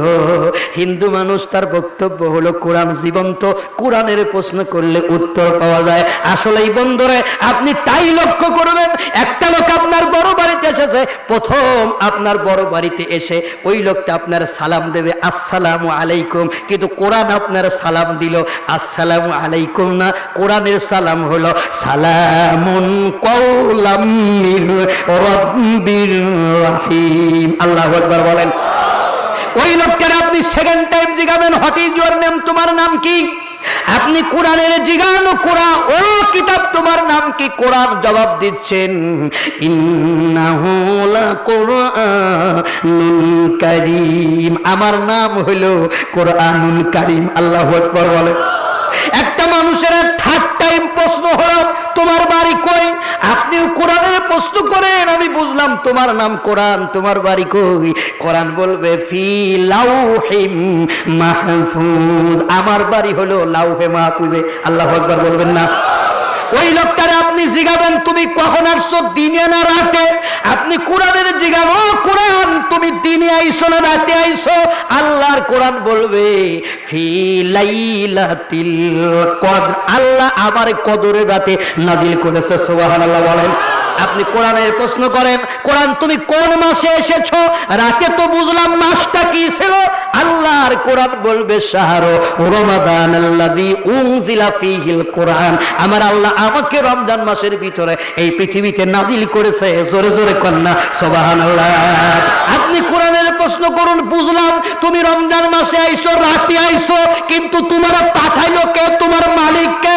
আল্লাহর কোরআন এক সেকেন্ড আপনার বিলম্ব করবে না, সাথে সাথে জবাব দিয়ে দেবে তানজিলুম মির রাব্বিল আলামিন, বিশ্বের পালন কর্তা আল্লাহ আমারে তোমাদের জমিনে পাঠাইছে। জোরে জোরে কন্যা সুবহানাল্লাহ। আপনি আবার বলেন বুঝলাম আল্লাহ আল্লাহর জমিনে পাঠাইছে, কিন্তু তোমার এই দেশে আগমনের কাম কি? তুমি কি আইছো আমাদের 14 পারা খতম করার জন্য? তুমি কি এসেছো ওই হুজুরদের তাবিজ লেখার জন্য? তুমি কি আইছো হুজুরদের দোয়া লেখার জন্য? তুমি কি আইছো খতম করে বাড়িতে বাড়ি মিলাদ করে খেয়ে বেড়ানোর জন্য? তুমি কি আইছো হুজুররা ওয়াজ করবে এই কারণের জন্য? কোরআন বলতেছে আলিফ লাম রা আনজালনাহু ইলাইকা লিতুখরিজান নাসি মিনাজ যুলুমাতি ইলান নূর। আমি আল্লাহর কিতাব এই পৃথিবীর ভিতরে অবতীর্ণ হয়েছি জাহিলিয়াতের মানুষগুলোকে টেনে টেনে টেনে টেনে ইমানের আলোতে ঢোকায় দিতে। জোরে জোরে কন্যা সুবহানাল্লাহ। ও মুসলমানেরা, একটা হিন্দু মানুষ শিল্পী নকুল কুমার বিশ্বাস বললাম কোরআন জীবন্ত, তার প্রশ্ন করলে উত্তর পাওয়া যায়। তার কথা কয় পার্সেন্ট ঠিক? 100% না 99%? জোরে বলেন, আরো জোরে বলেন। আমার হাতে যে কোরআন আছে এই কোরআনের যদি প্রশ্ন করি আমিও কি উত্তর পাবো? কথা কন, জোরে বলেন। আমি প্রশ্ন করলাম মা ইসমুকা, হোয়াট ইজ ইওর নেম? উত্তর নেন। এখানে যে কয় হুজুর আমরা বসে আছি, এই কয় হুজুর কথা বলবো না। আল্লাহর কসম করে বললাম কিয়ামত পর্যন্ত মাইকের সামনে এই কোরআন ধরে রাখবো, একটা উত্তরও আপনারা এর জবান থেকে পাবেন না।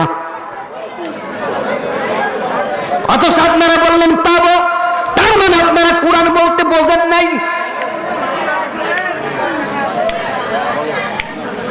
এই কোরআন তখনই কথা বলে যখন হাফেজের মুখ থেকে কোরআন বেরোয়।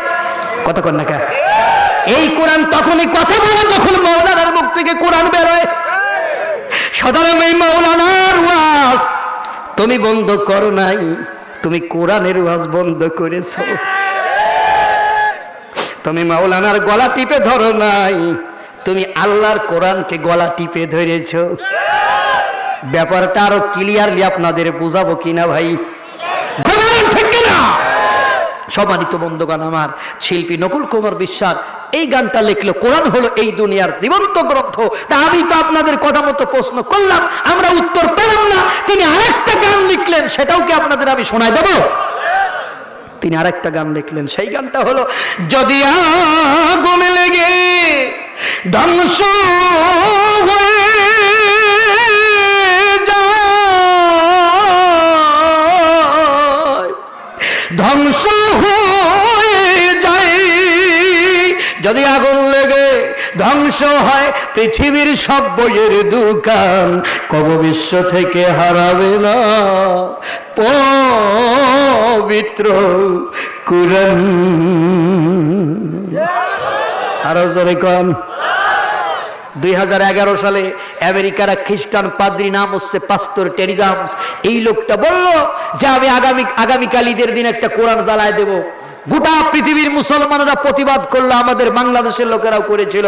তিনি হিন্দু মানুষ, তিনি স্টুডিওয়ে বসে পড়ে এইটা জানলেন এবং ওই সময় একটা গান লিখলেন, যদি আগুন লেগে ধ্বংস হয় পৃথিবীর সব বইয়ের দোকান, কব বিশ্ব থেকে হারাবে না পবিত্র কোরআন। তার মানে হলো পাস্তর টেরি জামস, একটা কোরআন জ্বালাবি কেন? গোটা পৃথিবীর লাইব্রেরিগুলোতে তুমি আগুন ধরায় দাও, গোটা পৃথিবীর লাইব্রেরি পুরায় ফেলে দাও। তুমি মনে করেছো একটা কোরআন জ্বালালে কোরআন দুনিয়ার থেকে বিলীন হয়ে যাবে? গোটা পৃথিবীর লাইব্রেরিগুলোতে আগুন জ্বালায় দাও, হেফজখানাগুলোতে আগুন জ্বালায় দাও, তুমি তারপরও সাকসেস হতে পারবে না, এই জমিন থেকে তুমি কোরআন উঠাতে পারবে না। তার কারণটা হলো, কারণ কি শুনবেন না আপনারা? করবে কেমন করে? কোরআন ধ্বংস আগুনের তেজে আছে বিশ্ব ভরা কোটি কোটি কোরআনের হাফেজ, ঠিক না? ঠিক। তারা এবার সাফিয়াত আসমানি গ্রন্থ, তারা সাফিয়াত আসমানি গ্রন্থ বাঁচাবে কোরআনের মান, তাই বিশ্ব থেকে হারাবে না পবিত্র কোরআন। জোরে জোরে করলাম মারহাবা। তার মানে একটা হাফেজ এই জমিনে যতদিন বেঁচে আছে, এই কাগজের কোরআন ততদিন উঠানো সম্ভব। জোরে বলেন।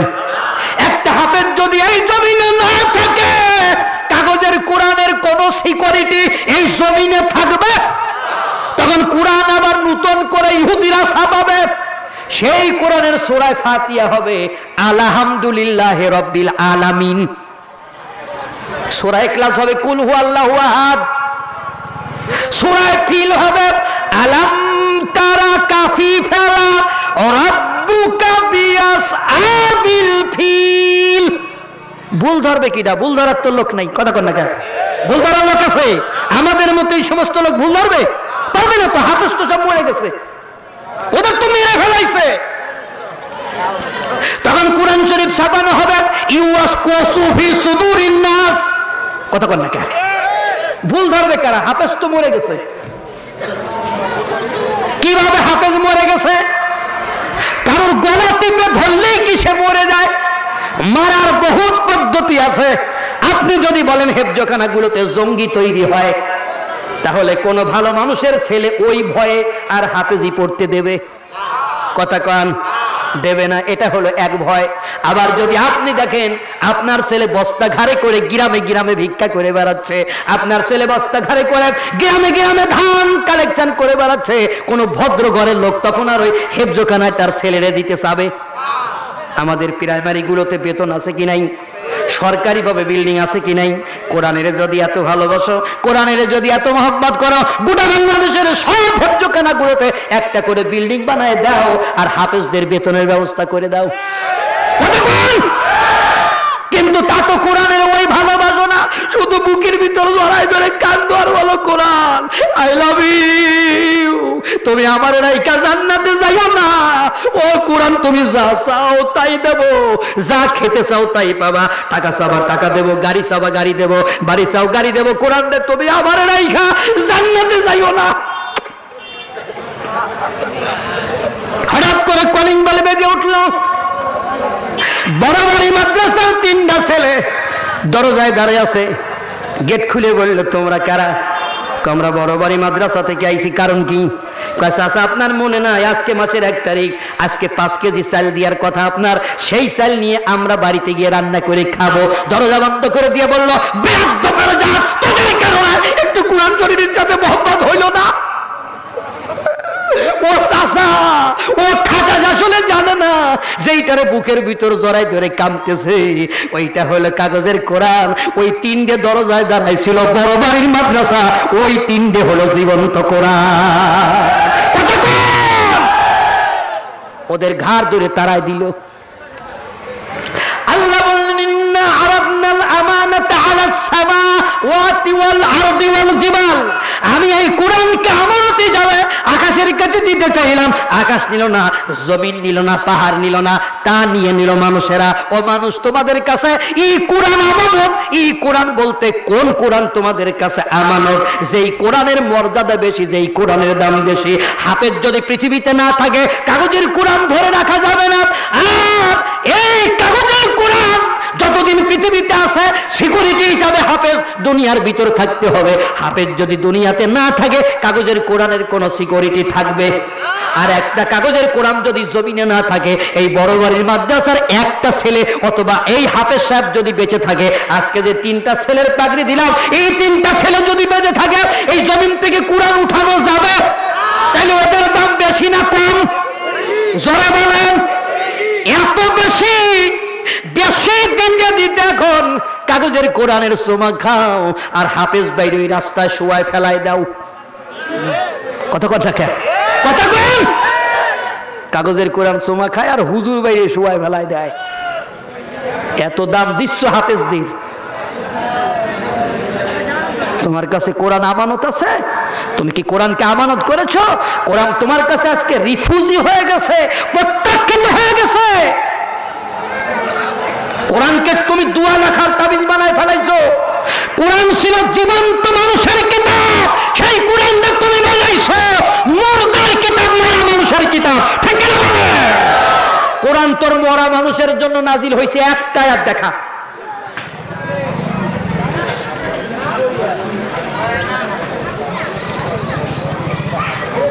আল্লাহ বলেন, নুনাজ্জিলু মিনাল কুরআনি মা হুয়া শিফাউ ওয়া রাহমাতুল লিল মুমিনিন। আমি কোরআনের ভিতরে যা নাজিল করি, ওগুলি রোগ মুক্তির উপকরণ এবং রহমত। রোগ মুক্তির উপকরণ, রোগ মুক্তির উপকরণ মানে ঔষধ, মেডিসিন। ও ভাই, জ্বরের ওষুধ খায়, নাপা খায় মরা মানুষ না বাঁচা মানুষ? কথা কন। আপনাদের মনে হয় কষ্ট হয়ে যাচ্ছে, আওয়াজ নাই। একটা লোক মরে গেছে, তারে নাপা খাওয়ানো যাবে? যাবে? একটা লোক মরে গেছে, স্যালাইন দেওয়া যাবে? একটা লোক মরে গেলে যদি নাপা দেওয়া না যায়, একটা লোক মরে গেলে যদি স্যালাইন দেওয়া না যায়, একটা লোক মরে গেলে যদি গ্যাসের ওষুধ না দেওয়া যায়, তাহলে একটা মানুষের কানের ঘরে কোরআন পড়তেছ, ওই মানুষ কোরআন শুনে কি হাফেজ হয়ে যাবে? এত বড় পোস্টার পাইল, দেখেন সাইজ কত। 3 দিন ধরে মাইকিং হলো, পোস্টার পাইয়া, মাইকিং পাইয়া, জীবন্ত মানুষ কোরআন শুনতে না এসে বিছানার উপর নাক ডেকে ডেকে ঘুমাচ্ছে। দুনিয়াতে বেঁচে থাকতে যেই মানুষটার কোরআন কাজে লাগলো না, যেই মানুষটা কোরআন দিয়ে জিন্দেগি গঠন করলো না, যেই মানুষ কোরআনের প্রতিষ্ঠানকে দেখতে পারলো না, যেই কোরআন হাফেজের সহ্য করতে পারলো না, ওই মানুষ মরে গেলে তার কানের গোড়া সুর ধরে ধরে 40 খতম পড়েছ। ওই লোকটা কি হাফেজ হয়ে কবরে যাচ্ছে, ওর কানের গোড়ে 40 খতম তুমি কেন পড়ে দিচ্ছ? এখন আপনারা বলবেন, হুজুর আপনাদের মতো বজ্জাত হুজুররাই তো পড়ে, আমাদের দোষ কি বলেন? আপনারা পড়েন কেন? কতক্ষণ দেখা আমার কাছ থেকে উত্তর নেন। আপনার বাবার জন্য কোরআন পড়তে মানা করে নাই, পড়তেই পারে। আমি হুজুর যদি আপনার বাড়ি কোরআন পড়তে যাই, আপনার বাবা জীবনে কোনোদিন আমার এক ওয়াক্ত দাওয়াত করে খাওয়াই নাই। আপনার বাবা মরে গেলে আপনি আমারে দাওয়াত করলেন, আমি আপনার বাবার জন্য 1 খতম পড়লাম। আমারে খাসি, মুরগি, গরু দিয়ে রান্না করে পেট পুড়ে খাওয়াবেন, এটা হলো আমার একটা কল্যাণ। 2 নাম্বার কল্যাণ হলো আমার পকেটের ভিতর 500 টাকা ঢুকায় দেবেন। আমি হুজুরির দুটো কল্যাণ হইল। 1 নাম্বার কল্যাণ হলো কিছু খাইতে পারলাম, পেটে আমার পেটে কিছু খাবার গেল, পকেটে 500 টাকা গেল। আমি হুজুর পড়ব না কেন তাই বলেন। এখন প্রশ্ন হলো, আমার কল্যাণ হলো, তোমার বাপের কল্যাণ হলো কি হলো না? এইটা তুমি প্রশ্ন আমারে করতে পারো। ভালো করে শুনে রাখো, তোমার বাবা বেঁচে থাকতে কোরআন পড়লো না, তোমার বাবা বেঁচে থাকতে কোরআন পড়েছে। ইউয়াসকুসু ফি সুদুরিন নাস। তোমার বাবার বেঁচে থাকতে কোরআন লাগলো না, তোমার বাবা বেঁচে বেঁচে থাকতে কোরআন দিয়ে জীবন গঠন করলো না, তোমার বাবা বেঁচে থাকতে সারা জীবন কোরআনের বিরোধিতা করেছে, তোমার বাবা বেঁচে থাকতে সারা জীবন মোল্লা মৌলবীদের গালি না দিয়ে ভাত খাই নাই। কখনো মাওলানাদের তোমরা বানরের বাচ্চা বলেছো, আবার কুকুরের বাচ্চাও কেউ কেউ বলেছে কিনা? বলছে না? মাওলানাদের গালি না দিয়ে তোমরা ভাত খাও নাই। হেফজখানা দেখার সাথে সাথে তোমার চোখের ভিতর আগুন ধরে গেছে, মৌলবীদের দেখলে তোমার মাথার চুল গরম হয়ে গেছে। এখন তুমি মরে গেলে তোমার কানের গোড়ে সুর ধরে ধরে কোরআন পড়তেছ। আমি জাহাঙ্গীর আলম ছোট মানুষ একটা ফতুয়া দিয়ে দেব, এই ফতুয়া যদি সাহস থাকে বাংলাদেশের কোন হুজুরে উল্টায় দিতে বলবেন। আমার ফতুয়া হলো এই শয়তানের কানের গোড়ে বসে কোরআন পড়া আর নমরুদ ফিরাউনের কানের গোড়ে বসে কোরআন পড়া দুটোই সমান। পারলে আমার ফতুয়া উল্টাও। আমি চ্যালেঞ্জ করলাম। আল্লাহ রাব্বুল আলামিন নবীরে ডেকে বললেন, ও নবী, বনি ইসরাইলেরা যে সব খারাপ কাজে লিপ্ত হয়ে গেছে তোমরা সেগুলো থেকে দূরে থাকো। বনি ইসরাইলদের একটা মৌলিক দোষ ছিল এই যে তারা নিজেদের পতনের যুগে আমানত সমূহ অর্থাৎ দায়িত্বপূর্ণ পদ, ধর্মীয় পদ, তারপরে রাষ্ট্রীয় পদ, জাতীয় নেতৃত্বের পদ, ধর্মীয় পদ, মর্যাদাপূর্ণ পদ সমূহ এমন সব লোকদের দিয়া শুরু করেছিল। দুইটা পদ ভালো করে শুনবেন, একটা হলো রাষ্ট্রীয় পদ আর একটা হলো ধর্মীয় পদ। কত পদ থাকে? রাষ্ট্রীয় পদ আর একটা হলো ধর্মীয় পদ। এই দুইটা পদে বনি ইসরাইলের তাদের এমন লোকগুলোর নিয়োগ দিয়েছিল, সেই লোকগুলো ছিল এক নাম্বার অযোগ্য। কি ছিল? আমি কিন্তু বনি ইসরাইলদের কথা বলতেছি, আপনাদের কথা বলতেছি না, আপনারা আবার রাগ করবেন না, ঠিক আছে কিনা? দুইটা পদ। কয়টা পদ? কথা কন। এ ভাই তাফসীর বোঝেন না, কথা কন না কেন? আপনারা তাফসীরের ক্লাসের ছাত্র, ঠিক কিনা স্যার? তাফসীরের ক্লাসের ছাত্রদের জোর একটু বেশি হয়। কয়টা পদ? ধর্মীয় এবং রাষ্ট্রীয়। কাদের দিল? এক নাম্বার তারা ছিল অযোগ্য। কথা কন না কেন? দুই নাম্বার ছিল সংকীর্ণ মনা, ছোট জাতের মানুষ। ছোট জাতের মানুষ মানে বাপ দাদা 14 গোষ্ঠীর ভিতরে কেউ কোনোদিন চেয়ারে বসে নাই, ছিল ফুটপাতে, টুকাই, চোর, ধান্দাবাজ। চেয়ারে বসায় দেওয়ার সাথে সাথে চেয়ারে বসে বসে আঙ্গুল ফুলে কলা গাছ। ছিল 3 টাকার মালিক, হয়ে গেল 3 কোটি টাকার মালিক। চেয়ারে বসে মনে মনে চিন্তা করলো আমি কি হবু রে। আসলে চেয়ারে বসার যোগ্যতা ওর ছিল। 3 নাম্বার দুশ্চরিত্র মেয়ে মানুষ নিয়ে হোটেলে রাত কাটাতো। আপনাদের কথা কিন্তু বলতেছি না, আপনারা মাইন্ড করবেন না, বনি ইসরাইলের কথা বলতেছি।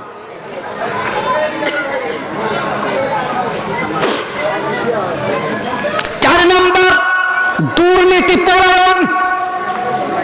দুর্নীতি আমাদের দেশে আছে নাকি? আছে। তাহলে যে গুণের কথা বলতেছি গুণগুলো বনি ইসরাইলদের। কাদের? এই গুণগুলো আমাদের আছে নাকি?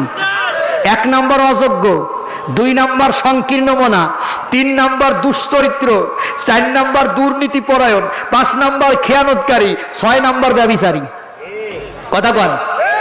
এই লোকগুলোরে ধর্মীয় পদ, রাষ্ট্রীয় পদে বসায় দিল। ইসলামিক ফাউন্ডেশনের মতো গুরুত্বপূর্ণ জায়গার লোক এখন দুর্নীতি গ্রস্ত হয়ে গেছে। খুঁজে খুঁজে কোটি কোটি টাকা তার আস্তানায় পাওয়া যাচ্ছে। আলেম ওলামাদের বিরুদ্ধে কথা কও, জীবনে মাদ্রাসার বারান্দায় পারাও নাই। তোমার নাম নিলে এখন আমার ওযু করতে হবে। তোমার মতো একটা লোক বাংলাদেশের এত বড় ধর্মীয় একটা পদে বসে গেল, আপনারা তার নামটা হয়তো নিশ্চয়ই বুঝে ফেলাইছেন। কথা কন না কেন? আল্লাহ তোর দুনিয়াতে লানত দিছে, তুই দুনিয়াতে লানত প্রাপ্ত, মানুষ তোকে ঘৃণা করে, তুই এত আলেমদের বিরুদ্ধে কথা বলেছিস, তুই অপরাধ। গাছ ছাড়া রাস্তায় নেমে দেখ, পাবলিক তোর পায়খানা দিয়ে জুতা মাখাইয়ে তোর জুতা পিটা করবে। আলেমদের বিরুদ্ধে কথা কোষ আর মরিয়ে দেখ শয়তানের বাচ্চা শয়তান। মাদ্রাসার সভাপতি বসে আছে ঘুষখোর। আপনাদের মাদ্রাসার কথা বলতেছি না, এ মাদ্রাসার সভাপতির বাড়ি থেকে তো আমি আসলামই। এখন খাইতো না, আগে খাইতো। কথা কয় না, এখন খাইতো না, আগে খাইতো। মসজিদের সভাপতি সুদখোর, এখন খায় না, আগে খাইতো। টাকা আছে, মক্কায় গিয়ে একটু হজ করে আইছে, মক্কা থেকে কিনছে হাজি তুয়াইলে আরেকটা বেয়ার। সিলেটের চট্টগ্রামে আছে কিনছে বেতের এক লাঠি, লাঠি নিয়ে এবার এয়ারপোর্টে নামিয়ে উনি হাজি তুয়াইলে আর বেয়ারটা মাথার উপর দিয়ে ঠিক ঠিক করে হাইটে যাচ্ছে। আর বাংলাদেশের মানুষ তো কন্যে হুজুর আর কন্যে শয়তান, এত বুঝাবুঝি নাই, মাথায় টুপি দেখলি হইছে। কতক্ষণ না একদম সুদখোরের বাচ্চা, সুদখোর। 100 টাকায় 10 টাকা খাইতো, এখন মক্কায় গিয়ে হজ করে আইছে। আসসালামু আলাইকুম হুজুর, ভালো আছেন? বউরে গিয়া বলতেছে কি যে মজা লাগতেছে, মানুষ আবার হুজুর করছে। এই জন্য আমার কেউ হুজুর বললে আমি কই আমার ভাই বল, হুজুর কইস কেন? আমার ভাই বল, আমি হুজুর হতে চাই না। তোর বাংলাদেশের হুজুর কোন হুজুর আমি তা জানি। আগে আমরা কামের মাস না করে মৌলানা শব্দ লিখতে লজ্জা পাতাম, আর এখন ফাইনবাস ওয়াজ করে বেড়ায়, আল্লামা মৌলানা লিখে ঘুরে বেড়াচ্ছে। আমার লজ্জা করে। বেহায়া, বেশরম, বেলজ্জাতের বাচ্চারা মাদ্রাসার বারান্দায় যাস নাই, 5 পাস করে মৌলানা লিখিস, তোদের লজ্জা করে না? কামিল পড়ি ফার্স্ট ইয়ারে, কামিল পড়ি ফার্স্ট ইয়ারে ওয়াজ করে বেড়াই। 2001 সাল থেকে আলেমের ছাত্র আমি, আলেম পাস করেছি আমি 2001 সালে। সেই সময় থেকে আমি ওয়াজ করি। কামিল প্রথম বর্ষের ছাত্র আমি, নিজের নামের আগে মৌলানা লিখতে সাহস পাই নাই। আর দালালের বাচ্চা দালাল বাইতুল মুকাররম থেকে লম্বা এক টুপি কিনে 5 পাস চোর নামের আগে মৌলানা লিখে ঘুরে বেড়ান। তোদের লজ্জা করে না? বাংলাদেশের আল্লামা একজন ছিল, আল্লামা সাইদি, এছাড়া বাংলাদেশের আল্লামা না। নামের আগে আল্লামা নাকি লজ্জা করে না? বেহায়া, বেশরম, বেলজ্জাকে চোরের গোষ্ঠী নামের আগে আল্লামা লিখে বেড়াস। এগুলোরা আপনারা দাওয়াত করেন, বড় বড় আলেম মঞ্চে বসে আছে, এতটুকুন বাচ্চা নামের আগে আল্লামা দিয়ে মঞ্চে বসায় দেন। জুতা পেটা করার দরকার এই সমস্ত বান্দর কমিটির বাচ্চাদের। হারামজাদার দল, তোদের কত টাকার দরকার? এখন তোরা ছোট বাচ্চারা এনে লক্ষ লক্ষ মানুষ জড়ো করে টাকা তুলিস, তোরা ভিক্ষা করতে পারিস না?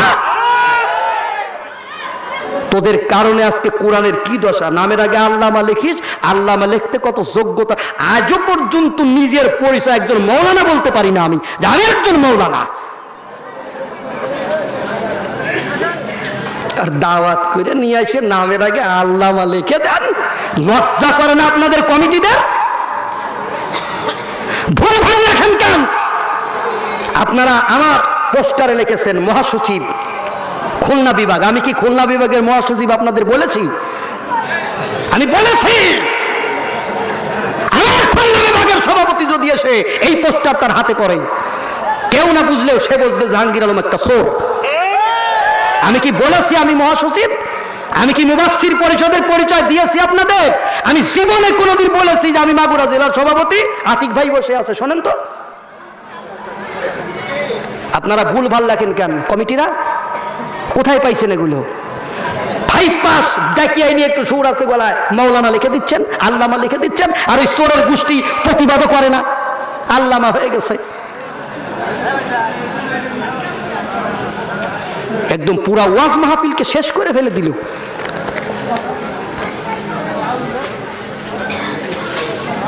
একজন আল্লামা ছিল, এখন গাছে গাছে আল্লামা গজায় যাচ্ছে। চোরের গোষ্ঠী চোর। আল্লামা হোস্ত জেলখানায় যাসনি কেন? কথা কয় না? জেলখানায় যা। এই পদগুলো বানি ইসরাইলদের দিল। আল্লাহ কয়, ও নবী, তোমার উম্মতেরা যেন এই আকাম কুকাম না করে, যদি করে বানি ইসরাইল দুরিবাত আলাইহিম যিল্লাতু ওয়াল মাসকানা ওয়া বাহু বিগাদাবিন মিনাল্লাহ। বানি ইসরাইলদের উপর যেমন আল্লাহর গজব আসবে, তোমার উম্মতে মুহাম্মাদও গজব প্রাপ্ত হবে। আজকে এই যে যোগ্যতার গুলো আমি বললাম যে তারা ছিল অযোগ্য, তারা ছিল সংকীর্ণ মানা, দুশ্চরিত্র, দুর্নীতিপরায়ণ, খেয়ালকারী, ব্যভিচারী। আজকে আপনার আমার সমাজের দিক তাকান, এগুলোর সাথে মেলে কি মেলে না? কথা কান মেলে কি মেলে না? মসজিদের সভাপতি হয়ে গেছে সুদখোর, সেক্রেটারি হয়ে গেছে সুদখোর। আগে খাইতো, এখন খায় না। তুলসী ধোয়ার পাতা হয়ে গেছে।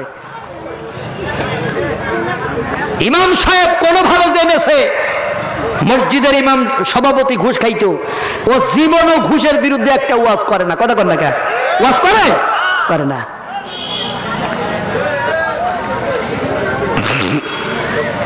আজকে উম্মতে মুহাম্মাদি মার খায় না আপেল খায়?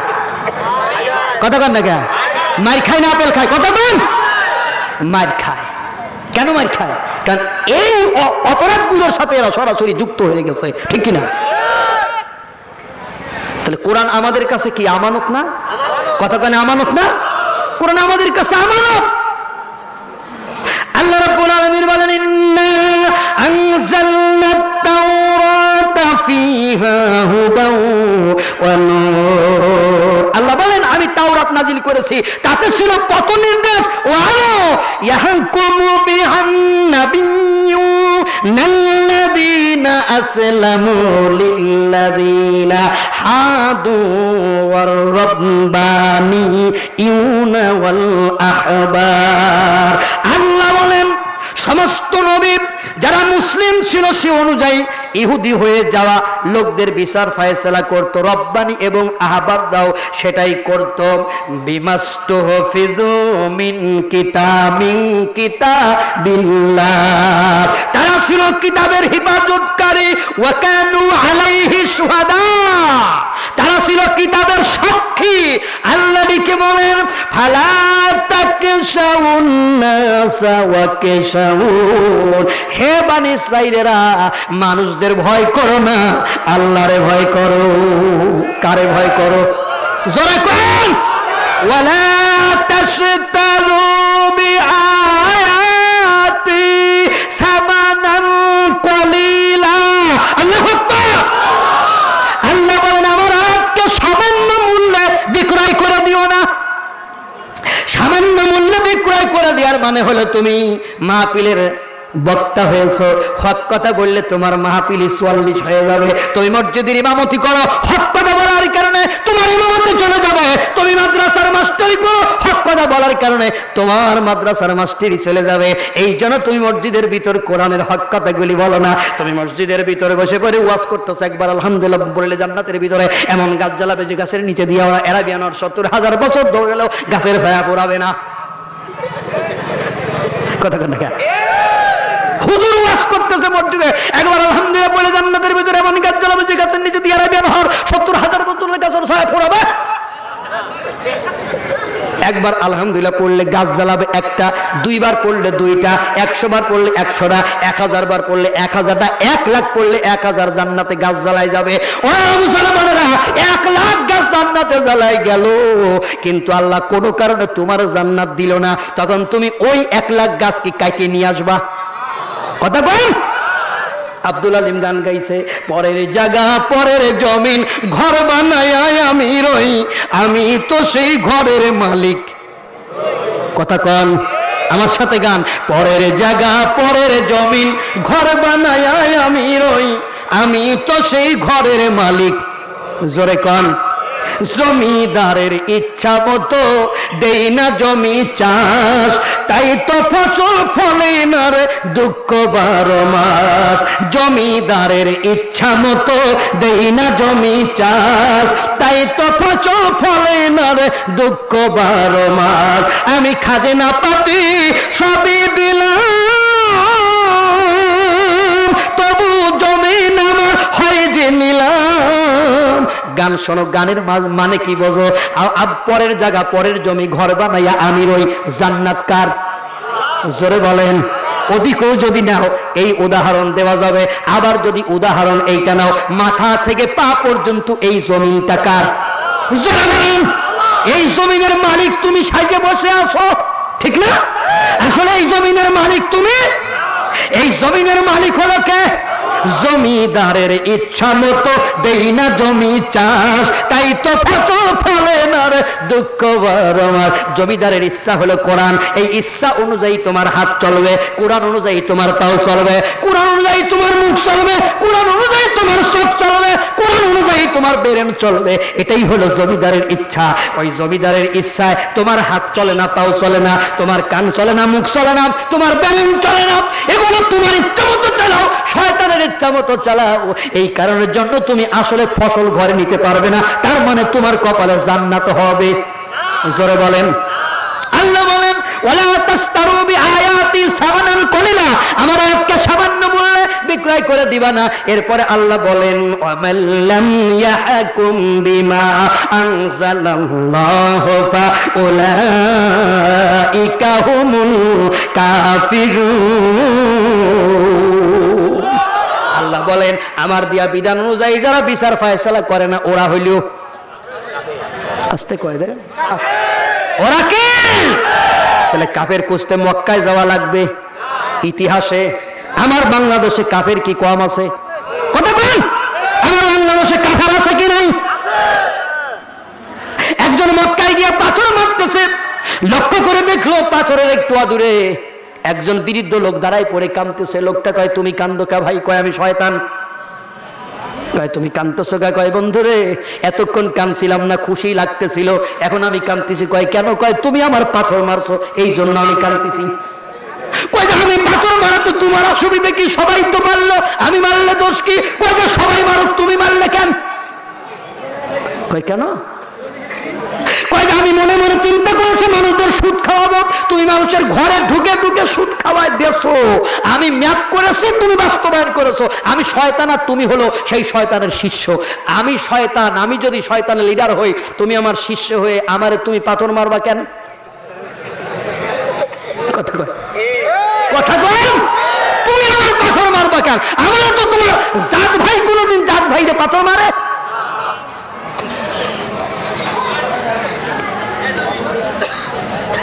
এরপর আল্লাহ বলেন কাতাবনা আলাইহিম ফিহা আন্নান নাফসা বিন নাফসি ওয়াল আইনা বিল আইনি ওয়াল আনফা বিল আনফি ওয়াল উযনা বিল উযনি ওয়াস সিন্না বিস সিন্নি ওয়াল জুরুহা কিসাস। আল্লাহ দেখে বলেন আমি তাওরাত ইহুদিদের জন্য এই বিধান লিখে দিয়েছিলাম, প্রাণের বদলে প্রাণ, চোখের বদলে চোখ, নাকের বদলে নাক, কানের বদলে কান, দাঁতের বদলে দাঁত, সব রকম জখমের জন্য সমপর্যায়ের বদলা। তারপরে আল্লাহ বলেন ও দুনিয়ার মানুষেরা ফামান তাসাদ্দাকা বিহি ফাহুয়া কাফফারাতুল্লাহ।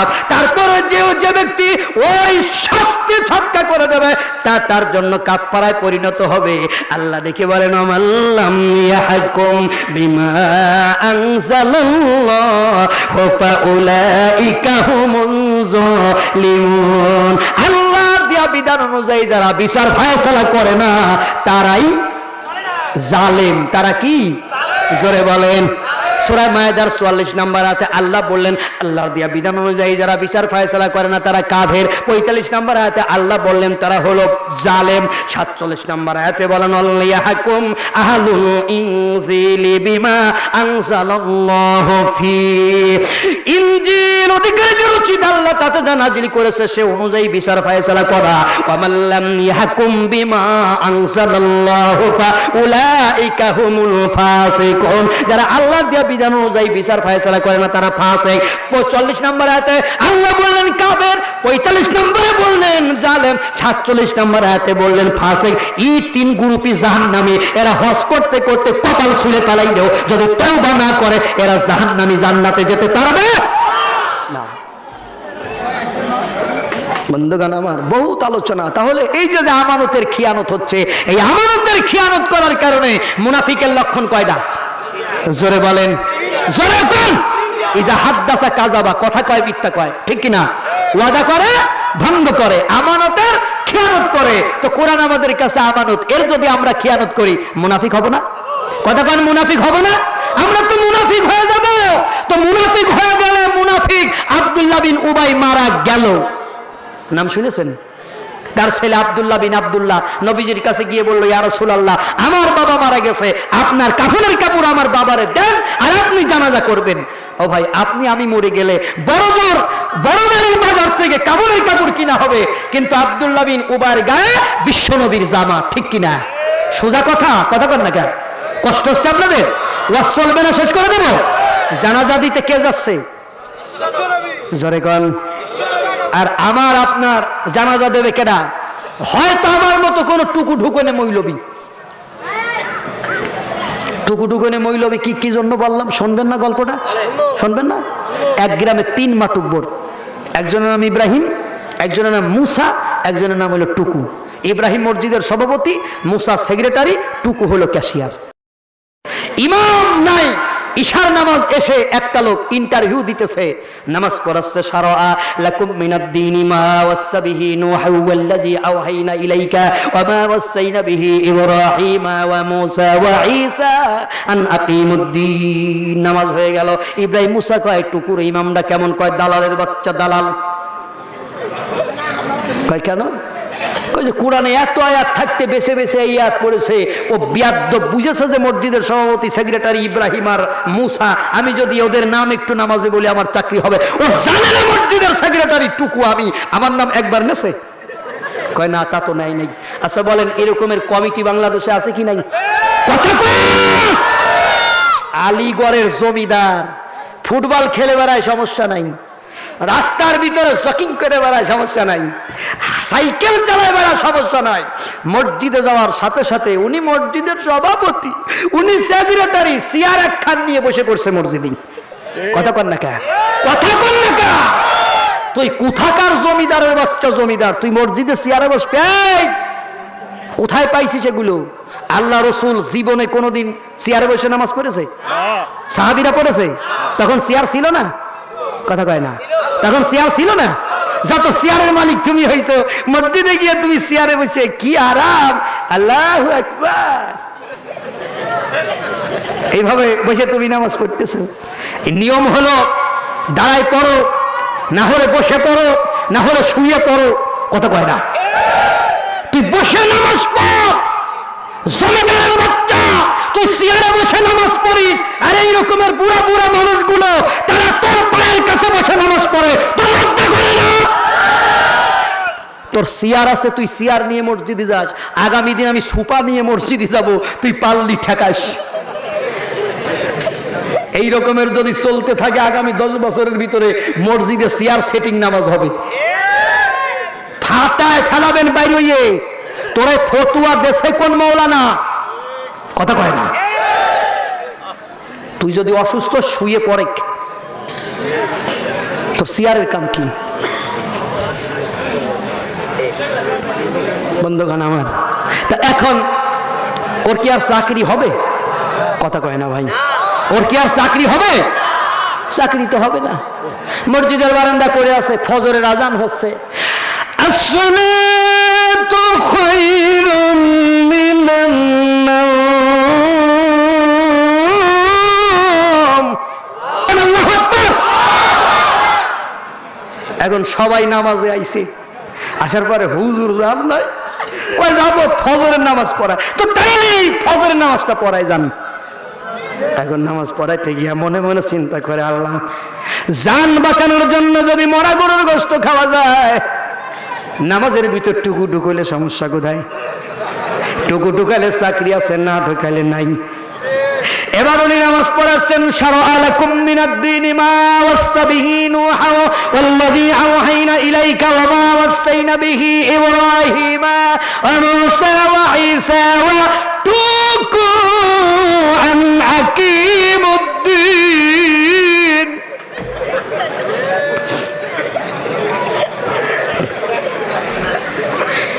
কষ্ট নামাজে আল্লাহুম্মা আমিন। রব্বানা যালামনা আনফুসানা ওয়া ইল্লাম তাগফির লানা। ব্যাগ ঘাড়ে করে হুজুর চলে যায়। টুকু কয়, হুজুর কোথায় যান? কয় চাকরি যখন হবে না চলে যাওয়াই ভালো। টুকু কয়, কেন চাকরি হবে না হুজুর? আপনার চাকরি পাক্কা। কেন পাকা? কয় আপনি বুদ্ধিমান, আপনি বুঝে ফেলাইছেন এই নামাজের ভিতর টুকুরও ঢুকুনের দরকার আছে, আপনি ঢুকায় ফেলাইছেন। হুজুর আগামীতেও যদি কেউ আসে তারও নামাজের ভিতর ঢুকায় দেবেন। মুসলমানেরা, এরকমের দালাল মার্কা হুজুর বাংলার জমিনে আছে কি নাই? আরো জোরে। আর এরকমের শয়তান মার্কা কমিটি আছে কি নাই? আছে। আল্লাহ বলে, ও নবী, তোমার উম্মতদেরকে মানা করো, ওগুলো যেন না করে। কি করে? দেখেন আজকে আমাদের আলেমদের পরিণতি কোথায় গেছে। একটা হাদিস শোনাবো, ধৈর্য ধরে বসতে পারবেন? عن عبد الله ابن عمر رضي الله تعالى عنه أن اليهود جاءوا إلى رسول الله صلى الله عليه وسلم فذكروا له أن رجلا وامرأة جمع। عبد الله ابن عمر থেকে থেকে বর্ণিত, তিনি বলেন যে কয়েকজন ইহুদি আল্লাহ নবীর কাছে আসলো, এসে বলল যে হে নবী, আমাদের ভিতরে একজন মহিলা এবং একজন পুরুষ জিনা করেছে, হুজুর বিচার করে দেন। فقال رسول الله صلى الله عليه وسلم ما تجدون في توراة شان الرجم, আল্লাহ নবী বললেন তোমাদের তাওরাতের ভিতরে রজমের শান কি আছে বলো।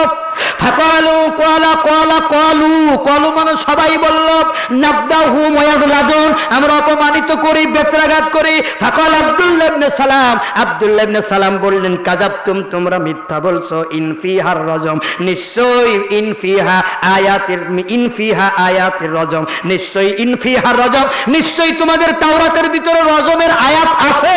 রজম মানে হলো বিবাহিত পুরুষ বিবাহিতা স্ত্রী যদি জিনা করে ওরা মাটির ভিতর অর্ধাংশ গেলে আমাদের মতো জনগণদের পাথর মেরে শেষ করে দাও।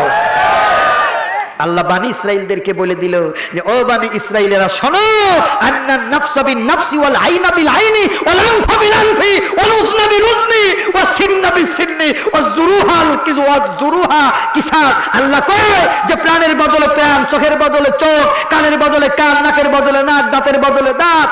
আল্লাহ কয় যে প্রাণের বদলে প্রাণ, তার মানে একজন একজনকে ব্যাট দিয়ে পিটায় মারছে। কি দিয়া? কথা কয় না, কি দিয়া? সাক্ষী হয়ে গেছে, প্রমাণ হয়ে গেছে, আর দরকার নাই, ওর বিচার হলো। ওরকমের শক্ত শক্ত ব্যাট কিনতে হবে বাজার থেকে, কিনে যে স্টাইলে ব্যাট দিয়ে ওই যে আপনারা মারছে না, ওগুলোর জেলখানার ভিতর রেখে জামাই আদর করার দরকার কি? প্রমাণ হয়ে গেছে না, নাকি আরো প্রমাণ লাগবে? কথা বল না কেন? সামনে ওদের ব্যাট দিয়ে পেটায় হত্যা করো।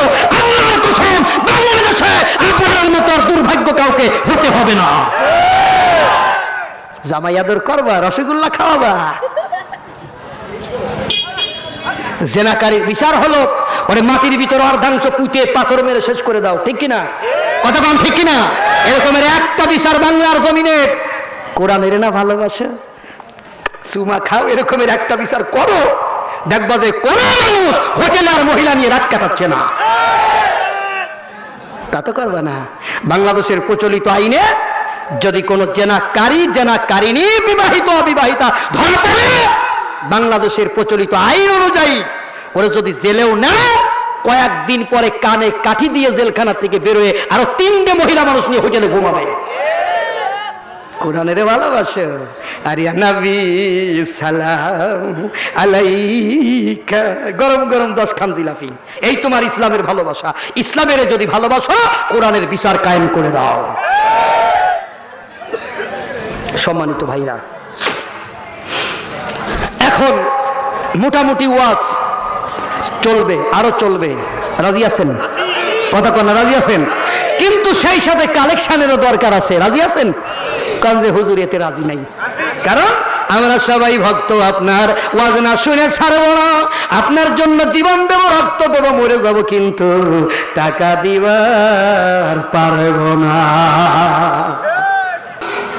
যে হাদিসটা বলতেছিলাম, আব্দুল্লাহ ইবনে সালাম বললেন যে তোমাদের তাওরাতের ভিতরে রজমের আয়াত, ফাতু তারা আনলো বিত্তাও, এই লিমা তাকুলুনা মা লা তাফআলুন, তাহা বলবি না যাহা তুই করিস না। সম্মানিত ভাইয়েরা আমার, তাওরাত কিতাব আনলো এনে ইহুদি আলেম আঙ্গুল দিয়ে ঢেকে ফাঁক করা পড়লো মা কবলাহা, আগের আয়াত ওমা বাদাহা, তার পরের আয়াত, ওই আয়াত পড়লো না ইহুদি আলেম। আব্দুল্লাহ ইবনে সালাম বললেন ইরফা ইয়াদাক, হাত উঠাও। কি বললো? কথা কন না কেন? হাত উঠাও। হাত উঠানোর পরে দেখা গেল ওখানে আয়াতে রজম আছে। ফাকালু, তারা সবাই বলল সাদাকা ইয়া মুহাম্মদ, হে মুহাম্মদ তুমি সত্য কথা বলেছো।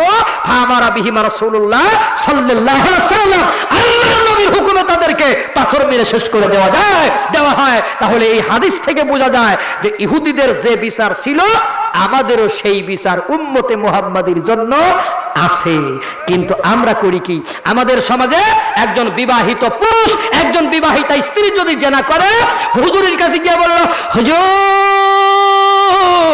আমার সমাজে এই অঘটন ঘটে গেছে, আপনি এবার একটু জায়েজ করে দেন। হুজুর বলল ওরে তওবা পড়াতে হবে, 100টা বাড়ি মারতে হবে। কথা কন, ঠিক কিনা? 100টা বেতের বাড়ি যদি কেউ কাউরে মারে, যদিও বিবাহিত পুরুষ বিবাহিতা স্ত্রীর জন্য এইটা ইসলামের কোরআনের বিচার না। বিবাহিত পুরুষ বিবাহিতা স্ত্রীর বিচার হলো অর্ধাংশ পত পাথর মেরে শেষ করে দাও। অবিবাহিত পুরুষ অবিবাহিতা স্ত্রী তার জন্য 100 বাড়ি। 100 বাড়ি যদি কেউ কাউরে মারে তারপরও হাত মার্ডার হয়ে যাবে, ঠিক না ঠিক? হুজুর বললেন 100টা বাড়ি মারতে হবে। রাত্রবেলা ফোন আসলে, হ্যালো ও হুজুরির বাচ্চা ছেলে আমার, তোর কি খেয়াল আছে? কইলা আছে। তো তুই এই রায় দিলি? কয় সকাল পর্যন্ত অপেক্ষা করেন।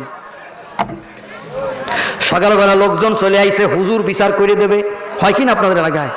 হুজুর বলল নারকেল গাছ থেকে 100টা শলার কাঠি আনো। কয়টা? 100টা শলার কাঠি এক জায়গা বেঁধে এইভাবে একটা বাড়ি দিয়ে বলল যাও, 100 বাড়ি দিয়ে দিলাম, জায়েজ। পাবলিক বলল 100 বাড়ি তো এক বাড়ি হলো। কয় যে কাঠি 100টা আছে কিনা বল। তাহলে বানি ইসরাইলি আলেমেরা আঙ্গুল দিয়ে ঢেকে ঢেকে তারা তাদের বিচার কামান্য করেছে, আর এই জাতি সরাসরি কোরআনের বিচারের সাথে তামাশা করতেছে। ওরা যদি ধ্বংস হয়, এরা ধ্বংস হবে কি হবে না? জোরে বলেন, হবে কি হবে না? ধ্বংস হবে। সম্মানিত বন্ধুগণ, ওয়াজার আগাবো না। তাহলে আমাদের এই ধ্বংসের হাত থেকে যদি বাঁচতে হয়, অবশ্যই আমাদেরকে ইনসাফ ভিত্তিক সমাজ কায়েম করতে হবে। রাজি আছি কি নাই? কথা কন, রাজি আছি? আল্লাহ আমাদের কবুল করে নিন, বলেন আমিন। আছে নাকি? আরে স্বার্থ ছাড়া বন্ধু বান্ধব কাছে আসে না। কথা কন না কে? বিনা স্বার্থে দুনিয়ায় কেউ ভালোবাসে। আরো আসতে, আমার গলা ভালো, ওয়াজ করি ভালো, সুর ভালো, এই জন্যই দাওয়াত দেন। আমার চেহারা দেখে তো আর দাওয়াত দেন নাই। আমার গলা যেদিন খারাপ হবে সেদিন আপনারা মিলাদেও দাওয়াত দেবেন না, আমি জানি। আরে স্বার্থ ছাড়া বন্ধু বান্ধব কাছে আসে। কথা কন, বিনা স্বার্থে দুনিয়ায় কেউ ভালোবাসে। স্বার্থ ছাড়া ভালো বাসে শুধু শাশুড়ি মা।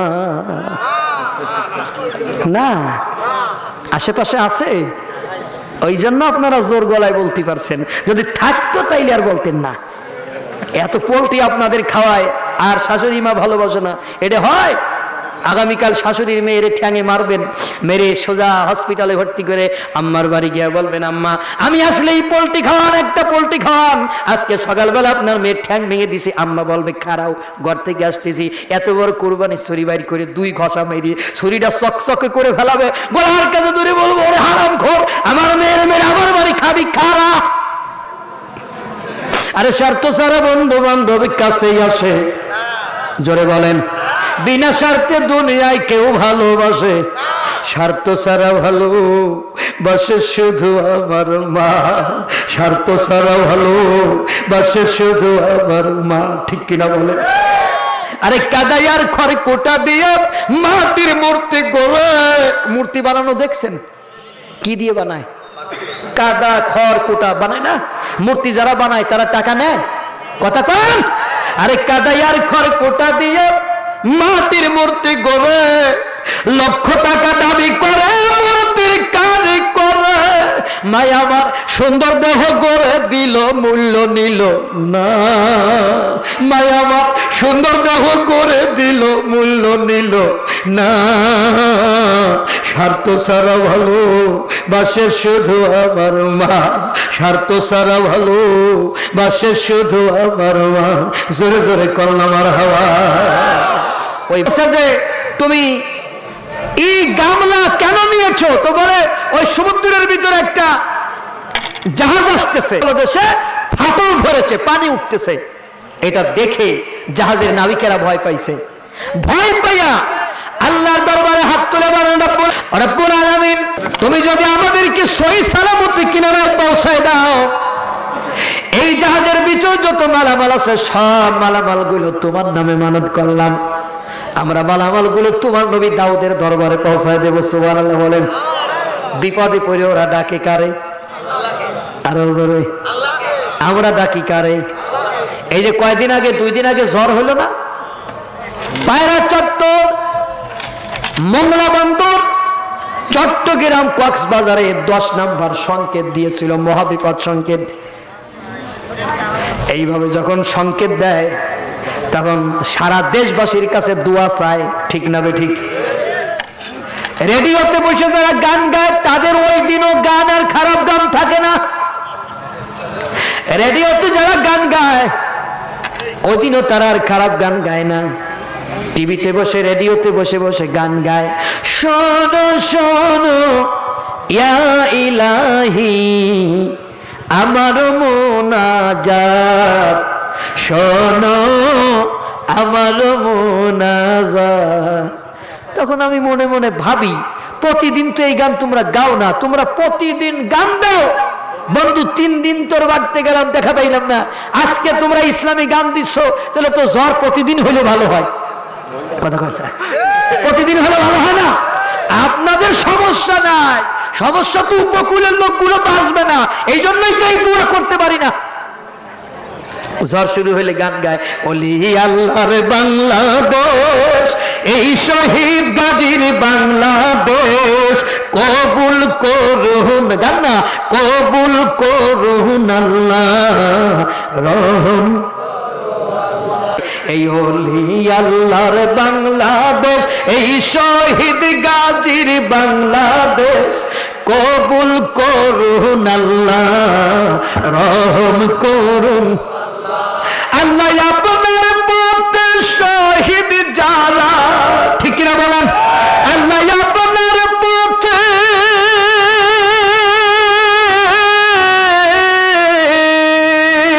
ও আল্লাহ আপনার পথে শহীদ যারা, আমরা তাদের বংশধর, আমরা তাদের বংশধর, তাদের পাতে তাদের সাথে কবুল করুন আল্লাহ রহম করুন আল্লাহ। ঠিক না? ঠিক। জ্বর থেমে গেল। হঠাৎ করে পরের দিন আবার ওই সেন্টারে গান বাজতেছে, আউল বাউল লালনের দেশে মাইকেল জ্যাকসন আইলো রে, ওরা সবার মাথা খাইলো রে, আমার প্রাণে দোতরা কান্দে রে। কথা কন। একদিন আগে ছিল ওলিয়া উলিয়ার দেশ। কাদের দেশ? জোরে কন। একদিন পরে হলো লালন বাবার দেশ। সেই দেশে কি আর রহমত? আওয়াজ নাই। সেই দেশে কি আর রহমত আসে? আসতে পারে। সারা বছর যদি গান হতো, সারা বছর যদি রেডিওয় গান হতো যে ও মায়ের কটা নারী ছিঁড়ে তুমি দুনিয়াতে একদিন কি হিসাব করে দেখেছো, সেই মাকে যারা দাও না খেতে, সেই মাকে যারা দাও না খেতে, মায়ের কষ্ট বোঝো না, তারাই আমার গান শুনো না। যারা মাকে ভালোবাসো না, মাকে ভালোবাসো না, তারাই আমার গান শুনো না। জোরে জোরে কন্যা মারা হওয়া। মায়ের ভালোবাসা বাড়তো না কমতো? কথা কন। বাড়তো না? বাড়তো। তো বাতাস বলতেছে যে ওরা আল্লাহর দরবারে ফরিয়াদ করলে, আল্লাহ তুমি যদি আমাদেরকে সহি সালামতে পৌঁছায় দাও, সব মালামাল দেব। নবীর দরবারে তোমার নামে মানত করলাম। কে বলতেছে? বাতাস বলতেছে। কে বলতেছে? বাতাস বলতেছে। গল্প কারে বলতেছে? দাউদকে বলতেছেন, নবী হে আল্লাহ ওদের দোয়া কবুল করলেন, কারণ ফাজকুরুনি আযকুরুকুম ওয়াশকুরুলি ওয়ালা তাক। কথা কন। মানে তাফসীর নাই তো, এই জন্য আয়াত মানুষের মুখস্থ নাই। Remember me, I will remember you. তোমরা আমাকে স্মরণ করো। কে বলতেছে? আমিও তোমাদের স্মরণ করব। তোমরা আমারে ভুলে গেলে আমি তোমাদের মনে রাখবো নাকি? I love you. কথা কয় না? আল্লাহ কয় যে তোমরা আমারে ভুলে গেলে আমি তোমাদের ভুলে যাব। গিভ অ্যান্ড টেক, দাও এবং নাও, ঠিক কিনা? আল্লাহরে ডাকলে আল্লাহ শোনে না? কথা বলেন, শোনে না? আল্লাহ শুনলেন। আল্লাহ বললেন বাতাসরে, পানি যা উঠতেছে এইরকমেরই উঠবে, এটা ফেলে দেওয়া সম্ভব। ওদের কাছে ফেলে দেওয়ার জন্য যা আছে আর একটু যোগ করার দরকার, ওই বুড়ির হাতের গামলাটা যদি একটা টান মেরে তুমি নিয়ে আসো, এদের কাছে ওই গামলা দিয়ে পানি ফেলতে ফেলতে ওরা যাইতে পারবে। নবী আল্লাহ আমার হুকুম দিলেন, আমি একটা টান মেরে, এটা বহুত কল্যাণের কাজ, আমি একটা টান মেরে গামলাটা নিয়ে গেলাম। ওরা গামলা পাইয়া খুব খুশি হলো, গামলা দিয়া পানি ফেলতে ফেলতে আসতেছে। আপনি অপেক্ষা করেন, 3 দিন হয়ে গেল। 3 দিন পরে জাহাজের নাবিকেরা আল্লাহর নবীর কাছে গেছেন। আল্লাহর নবীর কাছে গিয়ে বললেন, নবী হে, আমরা মানত করেছিলাম, আল্লাহ তুমি যদি আমাদেরকে সহি সালামতে কেনারায় পৌঁছা দাও, জাহাজের ভিতরে যত মাল সামান আছে সব আমরা তোমার কাছে দিয়ে দেব, আমরা তোমার নবীর কাছে দিয়ে দেব। সমস্ত মালামাল গুলো আমরা দিয়ে গেলাম। ও নবী, এই মালামাল গুলো সব আপনার দরবারে মানতের ছিল। সুলাইমান বলেন, আব্বাজান, বিচার এইবার হবে। বুড়ি 1 মণ পাবে না, জাহাজের ভিতর যা পাবে এবার আপনি ডিসাইড করেন। বিচার তো এবার হবে।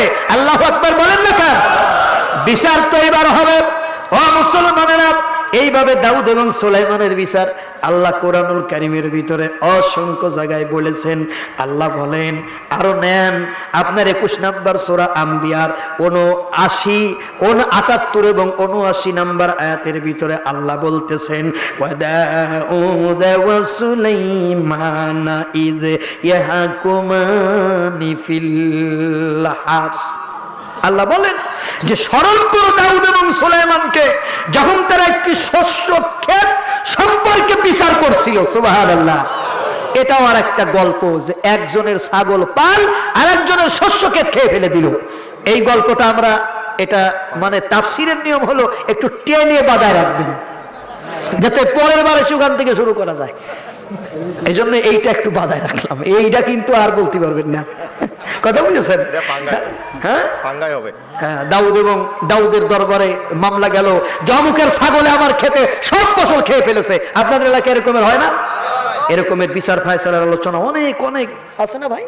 অনেক বড় বড় লম্বা হাদিস ছিল। আমি আপনাদেরকে লাস্ট একটা হাদিস শোনাবো, বসে থাকবেন তো ইনশাআল্লাহ। আল্লাহ নবী সুলাইমান বলেন, আব্বাজান বিচার এইবার হবে। ও জায়গায় যদি আমার মতো আপনার মতো বিচারক হতো, বুড়ি 1 মণ পাইছিল আর 1 মণ দিতাম, না নিলে একটা সর মারতাম, সব কয় বাবরিটা গোডাউনের ভিতর ভরে খাইতাম, প্রয়োজনে 3টে 4টে ক্যাসিনো বানাতাম। কথা কয় না? কি বানাতাম? ক্যাসিনো বানাতাম। এ হলো আমাদের বিচার। এই যে জনগণের উপর বসে পড়ে যারা জনগণের উপর অত্যাচার করেন, হাজি তোয়ালে মাথায় দেন, হজ করেন, যাই করেন, হাদিস তো একটা আপনাদের নেয়া লাগবে। বলবো আস্তে কোনকা। عن عائشة رضي الله تعالى عنها قالت قال رسول الله صلى الله عليه وسلم اللهم من أولي من أمر أمتي شيئا فشق فاشقق عليه ومن أولي من أمر أمتي شيئا فرفق به হযরত আয়েশা রাদিয়াল্লাহু তাআলা আনহা থেকে বর্ণিত, তিনি বলেন আল্লাহর নবী এই মর্মে দোয়া করেছিলেন, আল্লাহ আমার উম্মতের ভিতরে আমার উম্মতের কর্তৃত্ব যারা লাভ করবে, কর্তৃত্ব লাভ করে আমার উম্মতের উপর যদি কঠোর হয়, আল্লাহ তুমি তার উপর কঠোর হবা। তাহলে উম্মতের উপরে ক্ষমতা লাভ করে যারা উম্মতের কষ্ট দেয়, আল্লাহ রাব্বুল আলামিনের নবী দোয়া করেছেন, আল্লাহ তুমি তাদেরকে কষ্ট দিবা। তাহলে ওদের কি মাপ পাওয়ার কোনো সুযোগ আছে? কথা বলেছে আল্লাহ আমার উম্মতের উপরে যারা কর্তৃত্ব লাভ করে, আমার উম্মতের উপরে রহম করে, তুমি তাদের উপরে রহমত করো। আমিন কোন। তাহলে আমরা যারা উম্মতের উপরে কর্তৃত্ব লাভ করব, আমরা কি উম্মতকে কষ্ট দিব? কষ্ট দিব? কথা বলেন, কষ্ট দিব? যারা আমাদের কষ্ট দেবে, আমাদের উপর ক্ষমতায় বসে, আল্লাহর নবীর লানত, আল্লাহর লানত তাদের উপরে। সম্মানিত বন্ধুগণ, আর কথা নয়, এবার দোয়া হবে। চাকরি নাই বুড়ো বাবার, বসে বসে খাচ্ছে খাবার, রোজগার নাই বুড়ো বাবার, বসে বসে খাচ্ছে খাবার, তাই বলে সম্মান তাকে করো না, ভালো করে দেখো ভেবে, তুমি একদিন বুড়া হবে, তোমার ছেলেও তোমার কথা মানবে না। বাবার মনে কষ্ট দিও না, ও ছেলেরা বাবার মনে কষ্ট দিও না। বাবা অকর্মণ্য, বসে বসে ধ্বংস করছে অন্য, তাই বলে তুমি তাকে অবহেলা করতে পারো না। তোমার বাবা তো তোমারে কষ্ট করে কলম কিনে দেছে, খাতা কিনে দেছে, পেন্সিল দেছে, বাবার হাত ধরে হাঁটা শিখেছো, বাবার টাকা স্কুলে গেছো, সেই বাবার এখন অবজ্ঞা করার কোনো সুযোগ নাই। তুমি যা করবা তোমার বাবার সাথে তোমার কপালে তাই হবে। এই জন্য বাবাকে টেক কেয়ার, বেশি বেশি বাবাকে খেয়াল করো, বাবার খেদমত করো, মায়ের খেদমত করো। আসুন দোয়া করি, আল্লাহুম্মা আমিন। রব্বানা যালামনা আনফুসানা ওয়া ইল্লাম তাগফির লানা ওয়া তারহামনা লানাকুনান্না মিনাল খাসিরিন। রব্বুল আলামিন, এই গভীর রজনীতে তোমার হাবিবের শানে দরুদ পড়ে তোমার শাহী দরবারে দুই কান হাত উঠাইলাম। আল্লাহ গো, মেহেরবানি করে দয়া করে এই দরুদটুকু উম্মতের পাগল নবী বিশ্ব নবী নবী পাকের রওজা মুবারকে পৌঁছিয়ে দাও। তাম পৃথিবীর মাটির নিচে যত মুমিন মুমিনা শুয়ে গেছেন আল্লাহ, প্রত্যেকের আবার পরে সব পৌঁছিয়ে দাও। আমাদের ভিতরে যাদের জনম দুঃখিনী মা নাই আল্লাহ, জনম দুঃখিনী মায়ের কবরের আযাব মাফ করে দাও। বাপজান যাদের দুনিয়াতে নাই আল্লাহ, বাপজানের কবরের আযাব মাফ করে দাও। দাদা দাদি নানা নানি পাড়া প্রতিবেশী আত্মীয় স্বজন আল্লাহ, যে যেখানে অন্ধকার গহীন কবরে চলে গেছে তাদের কবরগুলো জান্নাতের বাগিচা বানিয়ে দাও। আল্লাহ, আমার সাথে যারা হাত তুলেছে অনেকের মা নাই, আব্বা নাই, দাদা নাই, দাদি নাই, কলিজার টুকরা সন্তান নাই, ভাই নাই, অনেকের বোন হারিয়ে গেছে আল্লাহ, পাড়া প্রতিবেশী বন্ধু বান্ধব হারিয়ে গেছে। কোরআনের মাহফিলে বসে হাত তোলে আল্লাহ, চোখের পানি ছেড়ে দিয়ে এক পাশে বসে পড়ে দুই চোখের পানি ছেড়ে দিয়ে কাঁদতেছে। আমি দেখি না কিন্তু তুমি দেখতে পাও, তুমি আলিমুল গায়বের মালিক আল্লাহ। যার যে মনের কষ্ট, কষ্টগুলো তুমি দূর করে দাও, সবাইকে মাফ করে দাও আল্লাহ। কোরআনের মাহফিল কবুল করে নাও রব্বুল আলামিন। এই মাহফিলে যারা টাকা দিয়া পয়সা দিয়া সহযোগিতা করেছে, কঠিন কিয়ামতের দিন মুসিবতের সময় এই মাহফিল কানা নাজাতের ওসিলা বানাইয়া দিও আল্লাহ গো। তোমার বান্দাদের কাছে টাকা চেয়েছি আল্লাহ, কার্পণ্য করে নাই, তারা অসংখ্য টাকা তোমার দ্বীনের জন্য, তোমার কোরআনের জন্য দান করেছে আল্লাহ। তুমি তাদের দানগুলো কবুল করে নিয়া তাদের ঘরে ঘরে তুমি রহমতের সুবাতাস পৌঁছে দাও, তাদের সম্পদ গুলো বাড়িয়ে দাও আল্লাহ। এই মাদ্রাসা কবুল করে দাও আল্লাহ। এই মাদ্রাসার সভাপতি, সেক্রেটারি, ক্যাশিয়ার, স্বেচ্ছাসেবক যারা আল্লাহ, এই মাদ্রাসার ম্যানেজিং কমিটি যারা আল্লাহ গো এই মাদ্রাসা পরিচালনা করেন, তুমি তাদের সুস্থতা দাও, তাদের হায়াত দাও আল্লাহ। এই মাহফিলের সব বাস্তবায়ন কমিটির সভাপতি, সেক্রেটারি, ক্যাশিয়ার, স্বেচ্ছাসেবক যারা আল্লাহ, তুমি তাদের কবুল করে নাও। এই মাদ্রাসার মুহতামিম, এই মাদ্রাসার ছাত্র যারা আছেন আল্লাহ, তুমি তাদের বেরেনকে প্রসারিত করে দাও। যারা পাগড়ি নিয়েছে আল্লাহ, দ্বীনি আলেম হিসাবে কবুল করে নাও। এই মাহফিলের সভাপতি আমার পাশে বসা আল্লাহ, তুমি তারা হায়াত দাও আল্লাহ। এখানে আরো মুরব্বীরা আছেন, আমার আতিকুল ভাই আছেন আল্লাহ, আমার যেই প্রিয় ভাই আমাকে দাওয়াত দিয়েছেন, সার্বক্ষণিক আমার সাথে যোগাযোগ রেখেছে আল্লাহ, সেই ভাই আমার সাথে আমার পাশে বসে আছে। এইরকমের করে দূর দূরান্ত থেকে যারা আসছেন আল্লাহ, তুমি সকলের জীবনের সব গুনাহগুলো মাফ করে দাও রব্বুল আলামিন। আল্লাহ, আমার মা বোনেরা হাত তুলেছেন, আমার মা বোনদের কাসিয়া, খাদিজা, মরিয়মের মতন মা হিসাবে কবুল করে নাও। মাহফিলের জায়গা হয় নাই, রাস্তার উপর দাঁড়ায় দাঁড়ায় 3 ঘন্টা ব্যাপী কোরআনের আলোচনা শুনতেছে আল্লাহ। তুমি আমার ভাইদের জীবনের সব গুনাহ মাফ করে দাও আল্লাহ। তাদেরকে কোরআনের জন্য বেরেনকে প্রসারিত করে দাও। লাইট, মাইক, প্যান্ডেল, ভিডিও ক্যামেরার সার্ভিস যারা দিয়েছে আল্লাহ, তাদের ব্যবসার ভিতরে বরকত দিয়ে দাও আল্লাহ। আমি কাম থেকে বিদায় নিয়ে যখন আমার গন্তব্যে আমি বের হব আল্লাহ, পথে যত রকম নিরাপত্তা লাগে সব নিরাপত্তা দিয়া আমাকে আমার গন্তব্যে যাবার তৌফিক দিয়ে দাও। গুনাহের সাগরে মোরা পড়েছি,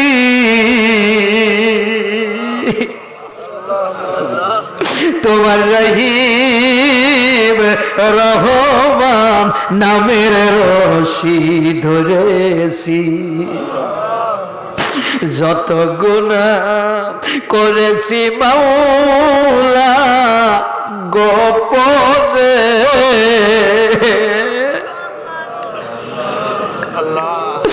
মাফ করিয়া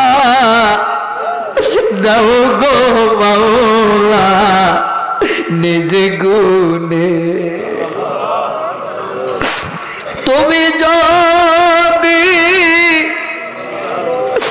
আপনা করো বান্দা রে,